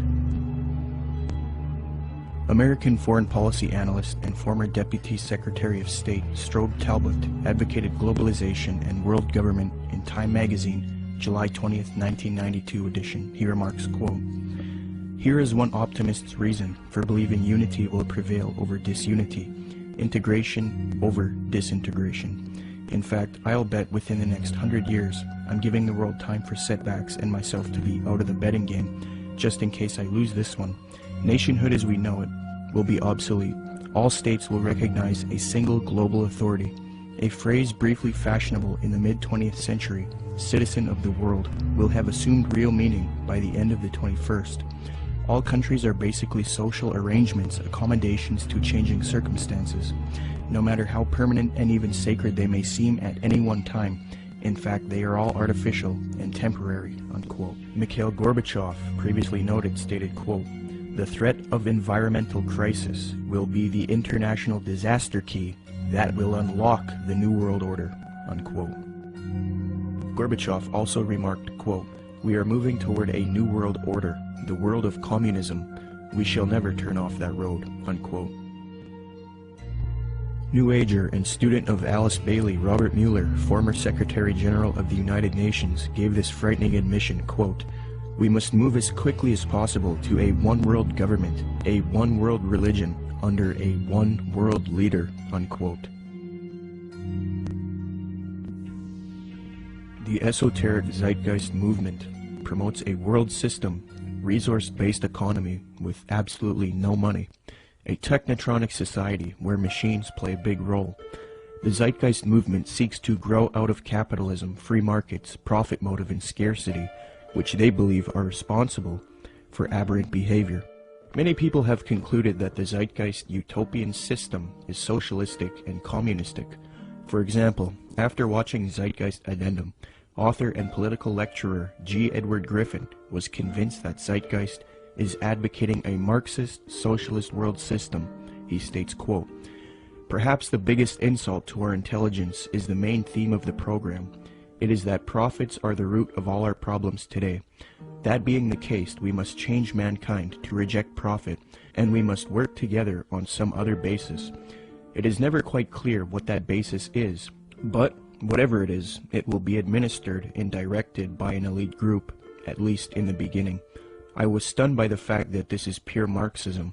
Marx theorized that people had to be re-educated in labor camps if necessary, to cleanse their minds of the profit motive.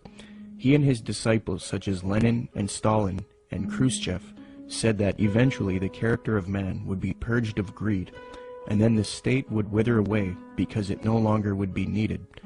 Sure, we saw that in the Soviet Union and China, right? Yet this Marxist nonsense is exactly what is offered in this video program. It is communism without using the name. The enemy of mankind is not profit. It is a political system of big government. Yet this program is supportive of some of the most notable big government collectivists on the planet. Marxist-Leninists may be enemies of collectivists in Washington, D.C., but they are collectivists in their own right. The communist model is no better than the Nazi model. Samuel Adams, a patriotic founding father of America, repudiated communist and socialist ideas. The utopian schemes of leveling, redistribution of wealth, and a community of goods, central ownership of the means of production and distribution, are as visionary and impractical as those which vest all property in the crown.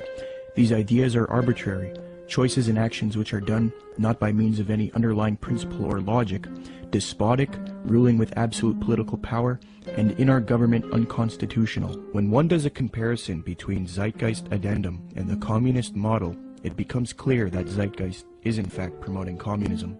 N.B. Godke, in the work Encyclopedic Dictionary of Economics, defines full communism based on the ideals of Marx and Engels and others as, quote, 1. Social wealth will be distributed according to human needs, meaning things that are scarce will be distributed first to those who need them the most.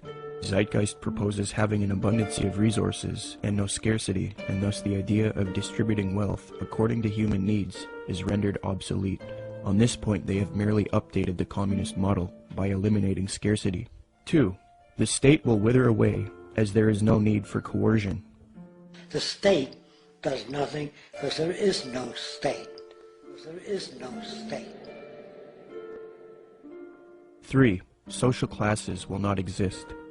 Zeitgeist states, the process which has been going on for centuries, if not millennia, religion, patriotism, race, wealth, class, and every other form of arbitrary separatist identification thus conceived, has served to create a controlled population utterly malleable in the hands of the few. 4. It will be a moneyless economy. Zeitgeist's associate Jacques Fresco states the system uses no money. 5. It will be a command economy. In other words, government planners decide which goods and services are produced and how they are distributed. According to Zeitgeist, distribution of goods and services without the use of money or tokens would be accomplished by establishing distribution centers. These centers would be similar to expositions, where the advantages of new products are explained and demonstrated. Exhibition centers will display what is new and available and will constantly be updated. So as you can see, a side-by-side comparison between the communist model and the Zeitgeist model shows how similar the concepts are. The Marxist website entitled socialismoryourmoneyback.blogspot.com, after reviewing the Zeitgeist movement and their admissions, stated this on July 26, 2009, quote, "This, surely, is the same as what we call world socialism," unquote. So even the socialists will admit that the Zeitgeist movement is in fact world socialism. Adams Wass explains, quote, "Communism and the Marxist utopia of a moneyless society where products were distributed rather than sold and bought," unquote.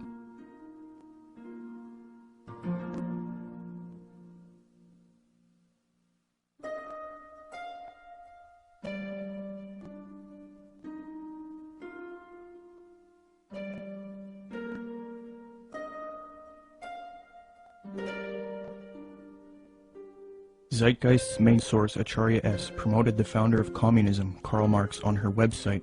It no longer looks like this, but using archive software, you can see how her website looked in the years past.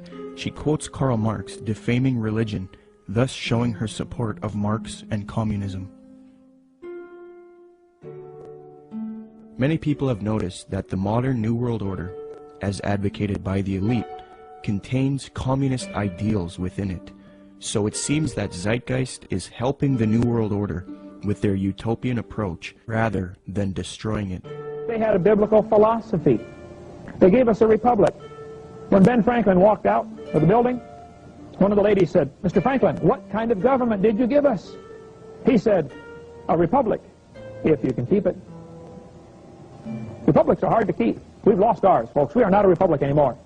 We have degenerated to a democracy, and the next step is totalitarianism. We're that close to becoming a totally socialistic and then communistic country in America. You watch, it's going to happen real soon. What they're going to do next time is manufacture a depression, coming real soon probably, collapse the U.S. economy, which can easily be done overnight. And then everybody will line up and say, "Oh, hey, we're starving. What can we do?" They're going to say, "You know, we really got a problem. We need to solve this." Constance Cumby recognized that the New Agers desire a communist world system, quote, "The New Agers feel that the program they are offering the world would satisfy the basic desire of communists in that it proposes a form of world socialism." These books were calling for a new world order with an accompanying global food redistribution program aided, of course, by modern technology, i.e. computers, unquote. A redistribution program aided by modern technology and computers is exactly what the Zeitgeist movement is advocating. Notice how similar Zeitgeist's plan is to the New Age agenda just mentioned in Constance Cumby's book. In the Zeitgeist Orientation Lecture, Peter Joseph states, "Just as each city has a central organizational dome which functions as the brain along with its nervous system, consisting of computerized environmental monitoring via satellite and electronic probes, the larger world complex absorbs each city and monitors the broad spectrum of the environment, making sure there isn't a problem or material resource needed in any of the individual cities, while also regulating larger order processes for all the cities and the environment as a whole."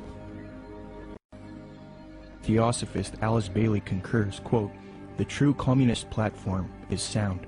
Thus it is not surprising why Zeitgeist advocates a similar system, as the connection they have to Theosophy and the New Age has already been established. Zeitgeist is merely the fulfillment of the New Age agenda, yet they are not telling you that. So the Theosophists and New World Order advocates would love nothing more than for people to join the Zeitgeist movement. In fact, at 47 minutes and 25 seconds into the Zeitgeist Orientation Lecture, Peter Joseph cites a quotation of Karl Pearson. What is interesting is that the man that Joseph admiringly appeals to support his worldview, Karl Pearson, was a notorious eugenicist and social Darwinist who advocated war against certain races. He was a socialist and contemporary of Karl Marx. In fact, Theodore M. Porter, in his work Karl Pearson, The Scientific Life in the Statistical Age, states, quote, "Pearson's appreciation of Marx was real, especially in early 1881. In his first essay on socialism, he called Marx, quote, one of the most extraordinary characters which this century has produced," unquote. New World Order research involving lectures, radio addresses, and writing used to be conducted by people such as William Cooper, Fritz Springmeier, John Todd, Randall N. Baer, and Kent Hovind. The unifying factor in all of these people was that they were all Christians. They would expose the New World Order and its New Age Luciferian communist aims. They would promote belief in Jesus Christ and the Word of God, and tell people to resist the mystery religions of Theosophy and Freemasonry while exposing them. However, all of these men have either been murdered or framed and jailed, silenced.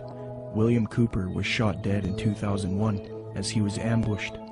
Fritz Springmeier was framed, discredited, and jailed. Randall N. Baer had his car ran off of a mountain pass. John Todd was framed, discredited, jailed, and then murdered. Kent Hovind was singled out for tax evasion and then jailed. Okay, so Fritz Springmeier, you knew him, right? Yes. Okay, so you got some letters from him, is that? Yes, when Fritz, when they put Fritz in prison, and there's been, it was pretty much a trumped up charge of, I think marijuana or something, talk of robbing a bank, this type of stuff. He got put in prison, and I started corresponding with him at that point because I had read several of his books and actually talked to him personally on several occasions. And we really, all we could do at that point is correspond. Right. So I've got several handwritten letters from him, and the last time I had heard from him was several years back, and he had been in it wasn't his fault, and I think it might have been arranged where he was in a fight.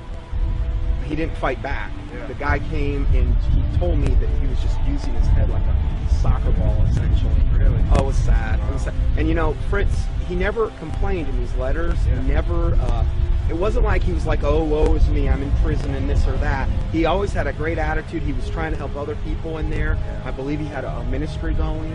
Amen. And, I can't say enough good about Fritz Springmeier. Now that the Christian New World Order researchers have been silenced, the truth movement has been infiltrated by people who purport to be against the New World Order, yet they advocate the New Age religion, a new utopia, and they all speak against Christianity and the Bible. The people who took over the truth movement and who are allowed to live and teach the public, such as Jordan Maxwell, Michael Tessarion, Peter Joseph, David Icke, and others, all of these people have one unifying factor. They are all strictly against Christianity, and they are all heavily associated with the New Age, Theosophy, and Freemasonry. I think Jordan Maxwell is somebody who is just deceived. It's my personal opinion, and I could be wrong about this, that Jordan Maxwell is not a paid disinformation agent, or he's not somebody that is a high-level Satanist. I think that Jordan Maxwell is like many of us in the truth movement. We have been deceived by a lot of very clever disinformation. In his case, Blavatsky and the secret doctrine and that whole concept that really got him on a roll. Jordan Maxwell is a person who believes that the entities that he's involved with, that he had experiences with in the desert, etc., were Pleiadians. And I think that he thinks that they chose him to teach the world certain things. So in that context, it's very hard for him, or really anybody, to break free of that paradigm, because in that paradigm he gets to be this super special individual, and we all are vulnerable to that. If we have supernatural experiences where entities tell you that you are the chosen one and that you're going to do something, it's very hard not to believe them, because that's what you want. And so it's very hard, and of course, in doing so, in thinking, okay, these guys, these Pleiadians are on my side, when in actuality they're demons, they would coax him to do certain things, like he mentioned later, to go into these seances or whatever. In doing that, they can have more control over him, because they're demons and they have a system to get more control over a person. And if they do that, then he can start to be used more thoroughly by them, and he can do exactly what he promised them that he would do, to be a channel for them. And that's what his life has been about, being used, despite his probably very good intentions. He has been a tool of the New World Order. And so my view is that Jordan Maxwell's ends up promoting the New World Order. In that particular session, he goes on to say that the New World Order, that a bad time is coming, but that time must come in order for it to be destroyed, to bring the birth of the New World Order. Out of chaos comes order. So he was saying that the old system must be destroyed to come the new system. And that is exactly what the double-headed phoenix rising out of the ashes is all about. The old system of the New World Order is what we see building up all around us. It is going to get really, really bad, but it is going to be destroyed, in a sense, because that faucet is being run by evil. We all know that the things that are happening to the world right now are being done because of evil. So if evil's causing all those things, evil can also turn that faucet off at just the right time in order to make it seem like whoever stopped it, and therefore is the savior. So that new system will seem like the utopia that Jordan Maxwell says we all need to wait for. It's interesting that he says that at that time that's when the aliens, or gods, are coming back to stop it. That's the deception. That's what the people in the have been saying, of the occultists, saying that that's what the demons are going to do for a long time. It's easy to be seduced, especially in Tessarian's case, who was raised since 11 years old saying this is truth. He was raised by Rosicrucians, raised by these people by his own admission. He was doing the tarot cards at the age of 11 by his own biography. This is the example of being raised in a system, being told one thing is true and the other thing is not. It's biased is what it is, but nevertheless, I think in that reason these people deserve our sympathy. One way or the other, they are deceived. Even if they are intentionally doing it, which is possible in the case of Tessarian, and it's possible in the case of Maxwell too, I suppose. Even if they're intentionally doing it, they have to deserve our sympathy and even our prayers, because even if they're intentionally doing it, they're still deceived. But to wrap that up, Blavatsky and everything that came out of that was what 1 Timothy calls the doctrines of demons, and in the last days people will believe. The New Age and all of that was birthed by Blavatsky, and the New Age ideas will be used to bring in this new world order.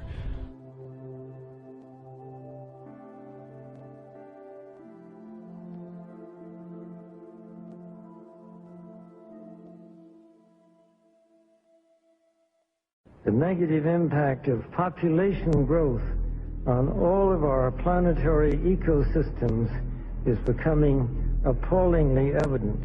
Unless nations will agree to work together to tackle these cross-border challenges posed by population growth, overconsumption of resources, and environmental degradation, the prospects for a decent life on our planet will be threatened.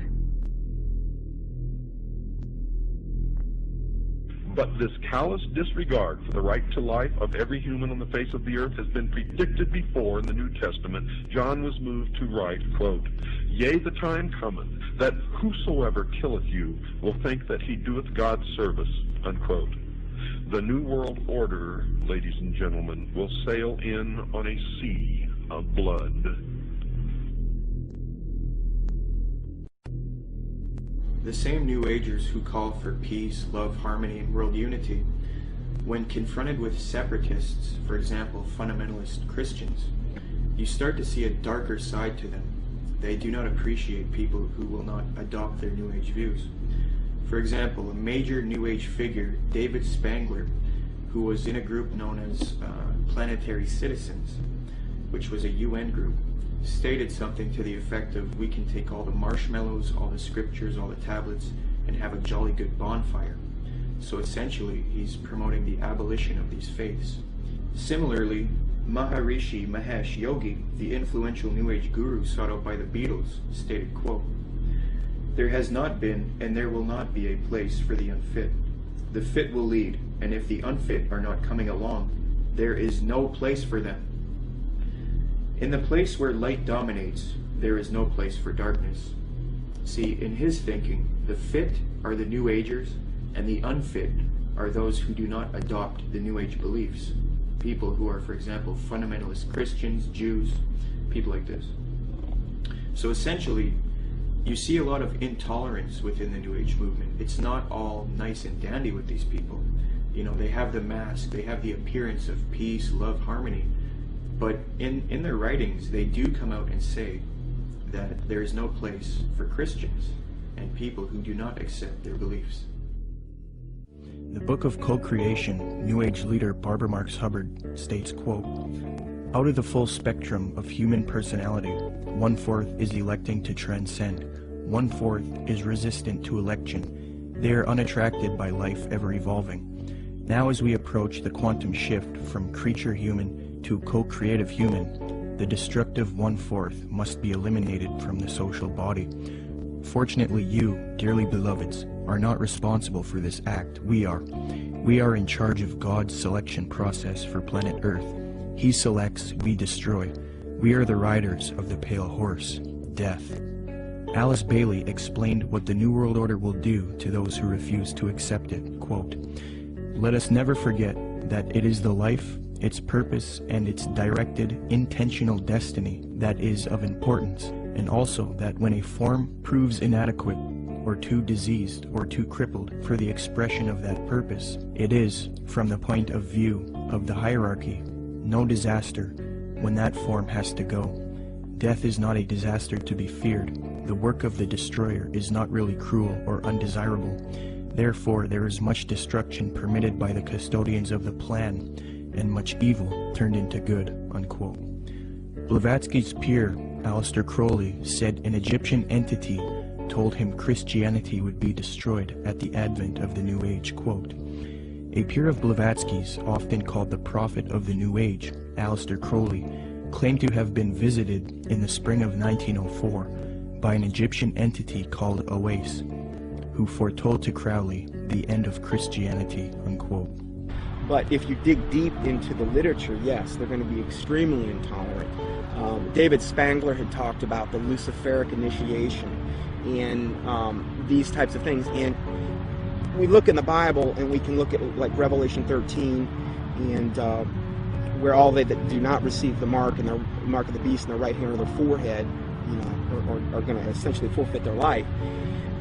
This is how intolerant it's going to become. It's going to be their way or no way. And so, no, they're not going to have any tolerance. I think at first they're going to come as real nice guys, though. I don't think they're going to do that right off the bat. But eventually it's going to get to the point where enough people have bought into it and enough strong delusion is there that, yeah, they're not going to be tolerant whatsoever. Barbara Marx Hubbard states, "The end of this phase of evolution shall come. All will know their choice. All will be required to choose. All who choose to be natural Christs will be guided from within as to how to proceed. All who choose not to evolve will die off. The kindergarten class of Earth will be over." Unquote. Robert Mueller, previously mentioned, states, quote, I am surprised that no one has yet thought of creating a pro-Earth, humanity-challenging organization which would put itself in the shoes of our Mother Earth and rejoice whenever humans diminish in numbers or consume less.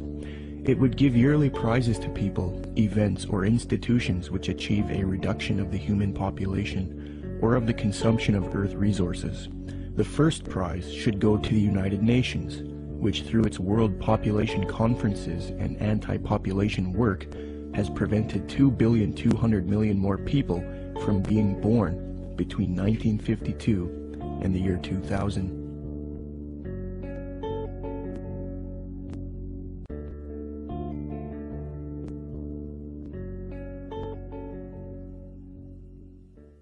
The more you look into where the 2012 ideas originated, and honestly, most of the 2012 theories are relatively new, that is, people attaching significance to the fact that the Mayan calendar ends.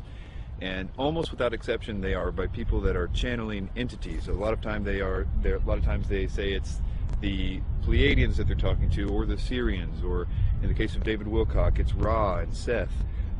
Most of the time, what the entities are telling the people don't always match up, but they always seem to be telling the same things. And for the most part, a lot of those early people that got the information from spiritual entities were saying that it was a great cosmic enlightenment that was coming in 2012. And so that to me seems to be the most direct idea that the spirit world wants us to think, because it's oftentimes accompanied with this idea that they want the person they're telling to go out and tell more people. So 2012 became significant on the internet because people felt like it was their mission to tell other people because they were having supernatural experiences. Most of the 2012 theories will fall into one or two categories. Either they're going to be, that in 2012 there's going to be some great enlightenment. They say it's a spiritual evolution or a consciousness shift or a vibrational change or something to that effect. And the other half of it seems to be more about a cataclysmic events that are going to happen in 2012. Usually, they're based off the idea that the Mayan calendar ends or restarts in 2012. 2012 is being pushed on the public through books, documentaries, speakers, and even major motion pictures.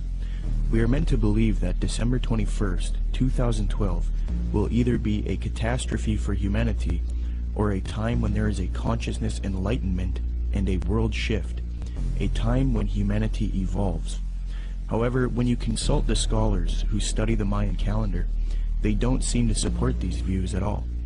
University of Florida anthropologist Susan Gillespie says the 2012 phenomena comes from the media and from other people making use of the Maya past to fulfill agendas that are really their own. Despite the publicity generated by the 2012 date, Susan Milbrath, curator at Latin American Art and Archaeology at the Florida Museum of Natural History, stated that, quote, "We, the archaeological community, have no record or knowledge that the Maya would think the world would come to an end in 2012. I think probably the most significant reason that all of them are wrong is because what they say that is going to happen in 2012 isn't. That is, although the Mayan calendar might be ending, there is no galactic alignment, whether it be the Earth actually won't be aligning with the center of the galaxy in the sense, and that actually won't happen for another 30 million years. So, and even if it was, there's no necessarily any evidence that anything would happen, but it's really a moot point because there isn't anything happening. Secondly, there is no actual alignment of the planets. It's another thing that people are saying is going to cause the enlightenment or the catastrophes. And this goes on and on. It's the same thing with the solar flares. It's the same thing with Planet X or Nibiru, or all those things aren't happening. And it's very interesting how you actually can go point by point and find out that each one of those supposed catalysts aren't true. Sandra Noble, Executive Director of the Foundation for the Advancement of Mesoamerican Studies in Crystal River, Florida, states, "To render December 21st, 2012 as a doomsday event or a moment of cosmic shifting," she says, "is a complete fabrication and a chance for a lot of people to cash in," unquote. Many people are indeed cashing in because of the 2012 hysteria, but the reason 2012 is being pushed on the public so much is because it is in 2012 when the elite occultists and the New Age advocates plan to usher in the Age of Aquarius one world system. Siri Data, points out that the New Age consensus is that the Age of Aquarius one-world system will be ushered in 2012. Quote, "It is generally agreed that the actual time that we enter the Age of Aquarius will be 2012. Unquote. Could this whole 2012 concept be propaganda to get people to accept the Age of Aquarius in 2012? Eugene Gallagher likewise notes that the supposed Age of Aquarius is expected to arrive in 2012. Quote, "The term New Age is most closely correlated with the astrological idea that we are about to enter a new age, the Age of Aquarius, which will arrive around 2012. Unquote. Michael P. Mao states, "Yet 2012 does not mark the end of the world as oft predicted, but the birth of a new golden era, popularly known on the Earth plane as the Age of Aquarius." Unquote. Dr. C. L. Pepler explains the New Age view that 2012 is the start of the Age of Aquarius. Quote, "They believe the next age will start around AD 2012 and will be the Age of Aquarius. This, they say, will be an age of enlightenment and world unity, a post-Christian world in the fullest sense of the word." Unquote. 2012 is a clever deception to get you to accept the Age of Aquarius, New World Order, under the mask of a Mayan prophecy. In fact, the elite New World Order at the top of the pyramid want the public to believe in 2012, thus proving that they are behind this propaganda. The Club of Rome, by its own admission, is a globalist think tank. The aim of this organization, founded by Erwin Laszlo, is to solve the world's problems and erect a solution, a new world order, one world government, the same theme we have been talking about in the film. On January 31st, 2009, the Club of Rome held the Future of the American Hemisphere Conference. Francesco Stippo kicked the conference off with a speech. Francesco Stippo is a member of the U.S. Club of Rome. He authored the book World Federalist Manifesto, Guide to Political Globalization, where he states, quote, "Political globalization is the creation of a world government which regulates the relationships among governments."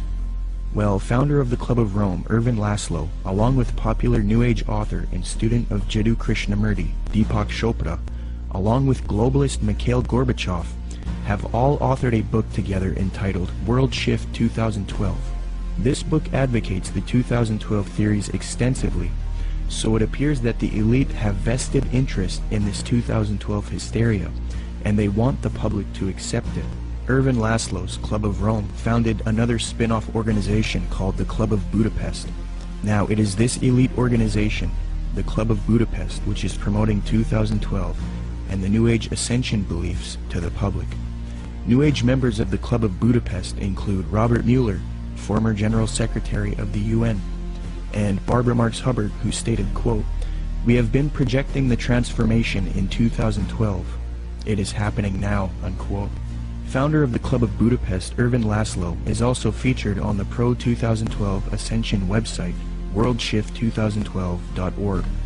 This website heavily promotes the idea that the world is about to end in 2012 if there isn't a transformation based on consciousness resulting in a new global order. Under the Partners section of the website, the State of the World Forum, which Zeitgeist is connected to, is listed on the site. This ties the New World Order to 2012, in that the 2012 hysteria is being pushed by the New World Order to the public to rally humanity together for a one-world government. Under the endorsement section of the worldshift2012.org site, Mikhail Gorbachev is also listed. Mikhail Gorbachev, the Communist New World Order advocate. Thus, it is quite clear that the global elite want people to believe in 2012 so that they can achieve their Age of Aquarius one-world system, which they now claim will emerge in 2012. It's a very clever deception that a lot of people have fallen for. Will anything happen in 2012? Maybe. Will it have to do with any prophecy of Maya? No. If anything does happen, it will be the New World Order who engineers it and ushers in their global system.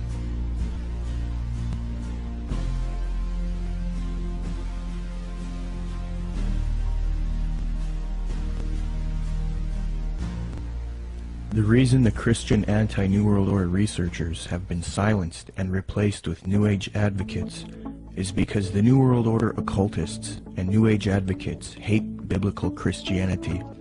Why? because the Bible not only refutes their New Age beliefs, but it predicted their coming utopia, calls it out as an evil world system, and tells people to resist it.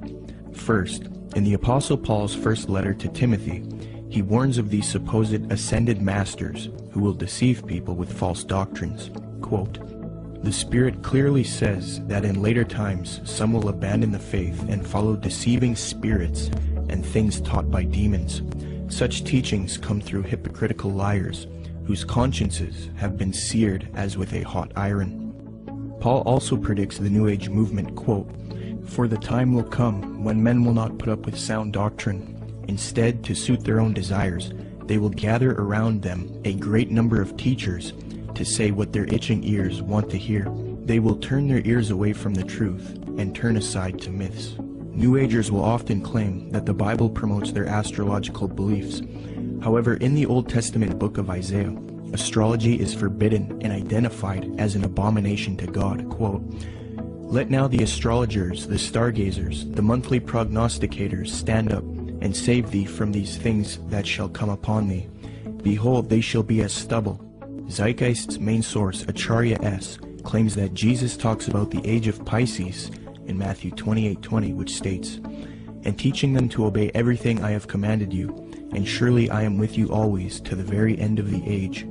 However, although the zodiac was around in 1st century Palestine, the age concept was not around yet, so the biblical writers could not have been referencing the astrological age. Dr. Noel Swerdlow, professor of astronomy and astrophysics at the University of Chicago, states, "Within which group of stars the vernal equinox was located was of no astrological significance at all. The modern ideas about the age of Pisces or the age of Aquarius are based upon the location of the vernal equinox in the regions of the stars of those constellations. So when this woman says that the Christian fish was a symbol of the coming age of Pisces, she is saying something that no one would have thought of in antiquity." Unquote. When Matthew 28:20 talks about the end of the age, or in Greek, the end of the eon, he is not talking about astrological ages, as this concept was not around yet. The age referred to is that of Jewish understanding. As J.P. Holding remarks, quote, "Zeitgeist is correct that when Jesus refers to the end of the eon, he doesn't mean the end of the world. However, he is also not speaking of the astrological age of Pisces. Rather, in the 1st century Jewish thought, there was an awareness of the current age, Ha-Alom Ha-Zeh, and the age to come, Ha-Alom Ha-Ba. The distinction between the two appears both in the New Testament and in other Jewish writings. This has nothing to do with astrology." Unquote. Zeitgeist merely tried to deceive the public into the New Age worldview by distorting the biblical data, which actually condemns astrology. Moreover, Jesus, Paul, and John predict this coming world teacher, Antichrist or Maitreya, and the New World Order, one world government. And it is this reason that the elite and the New Agers hate true biblical Christianity. Paul writes in 2 Thessalonians, quote, "That you not be quickly shaken from your composure or be disturbed either by a spirit or a message or a letter as if it is from us, to the effect that the day of our Lord has come. Let no one in any way deceive you, for it will not come unless the apostasy comes first, and the man of lawlessness is revealed, the son of destruction, who opposes and exalts himself above every so-called God or object of worship, so that he takes his seat in the temple of God, displaying himself as being God. And you know what restrains him now, so that in his time he will be revealed. For the mystery of lawlessness is already at work. Only he who now restrains will do so until he is taken out of the way. Then that lawless one will be revealed, whom the Lord will slay with the breath of his mouth, and bring to an end by the appearance of his coming. That is the one whose coming is in accord with the activity of Satan, with all power and signs and false wonders. Jesus Christ warned of the Antichrist and false Christs. He says not to believe anyone who says, "Look, the Christ has returned." For Jesus Christ's real glorious second coming comes after the false Christ or Antichrist deceives the world. Matthew 43 states, "And Jesus answered and said to them, See to it that no one misleads you, for many will come in my name, saying, I am the Christ, and will mislead many. Then they will deliver you to tribulation and will kill you, and you will be hated by all nations because of my name. Then if anyone says to you, Behold, here is the Christ, or there he is, Do not believe him, for false Christs and false prophets will arise, and will show great signs and wonders, so as to mislead if possible even the elect. Behold, I have told you in advance. So if they say to you, Behold, he is in the wilderness, do not go out. Or, Behold, he is in the inner rooms, do not believe them. For just as the lightning comes from the east and flashes even to the west, so will the coming of the Son of Man be.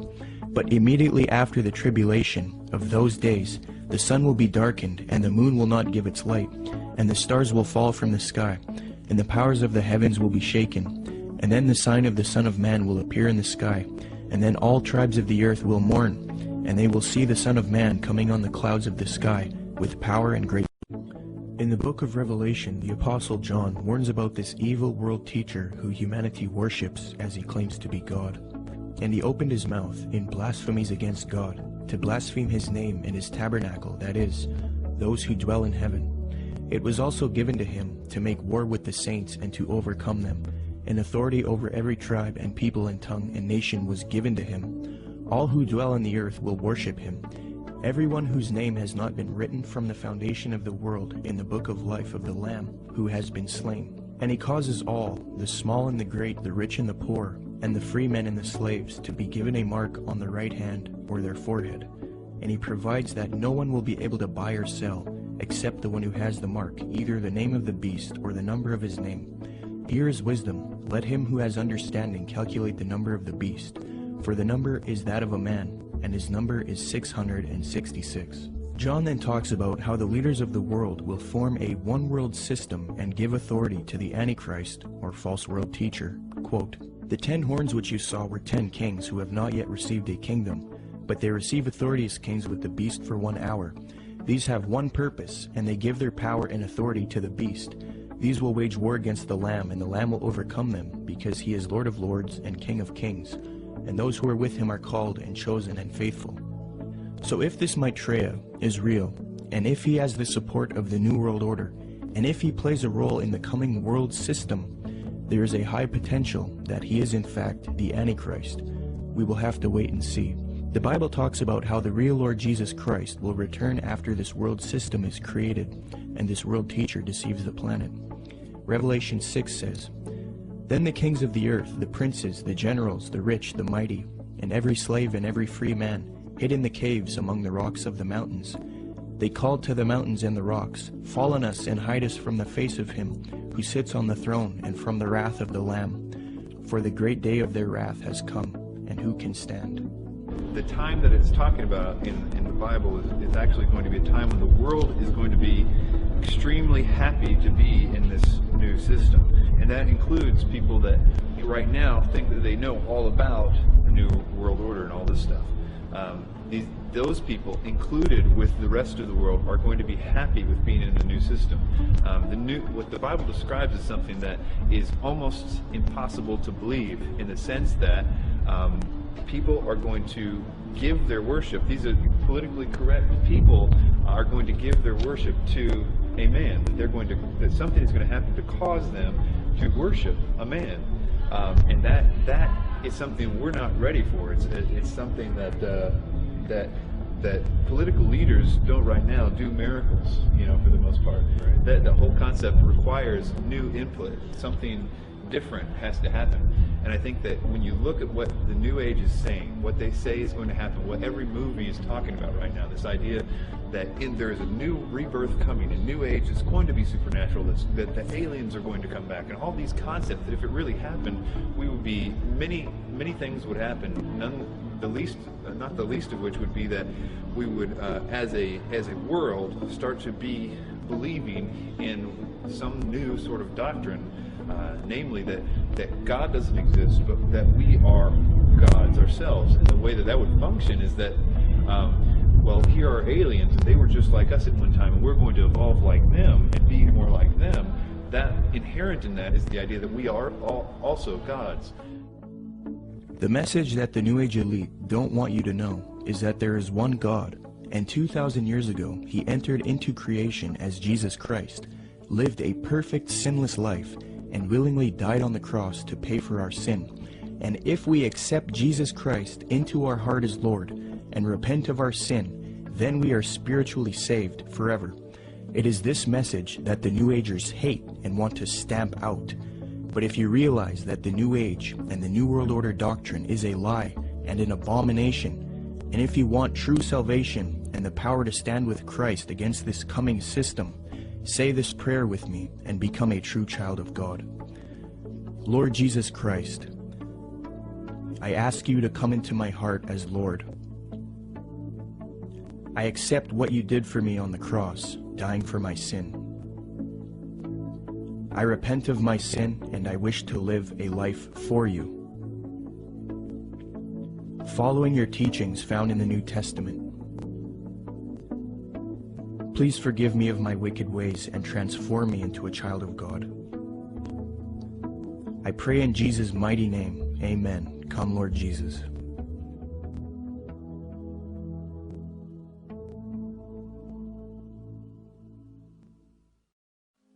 You don't really understand sometimes what a terrible burden it is to know some of the things that I know and try to wake people up and impart this knowledge to them and find out that they just have walls built in front of them. They want to be slaves. But we're making some chinks in those walls. You must publish only documented fact. And you must stay away from printing articles from people who will not document as fact what they put in their articles. That's why my broadcast scares the hell out of socialists. That's why in a White House memorandum I was named as the most dangerous radio host in America, not because I'm going to go out and shoot somebody, but because I shoot documented facts which cannot be refuted. That's why. That's what's dangerous. Seek ye the truth, and the truth will make you free, and nothing else will do it. Jesus Christ has never lied to anybody. Why won't you listen to him? Don't spread a rumor. Spread the truth. Document it. Prove it. Make it irrefutable, and you too will become dangerous to those who admire us in lies and enslave us in socialism.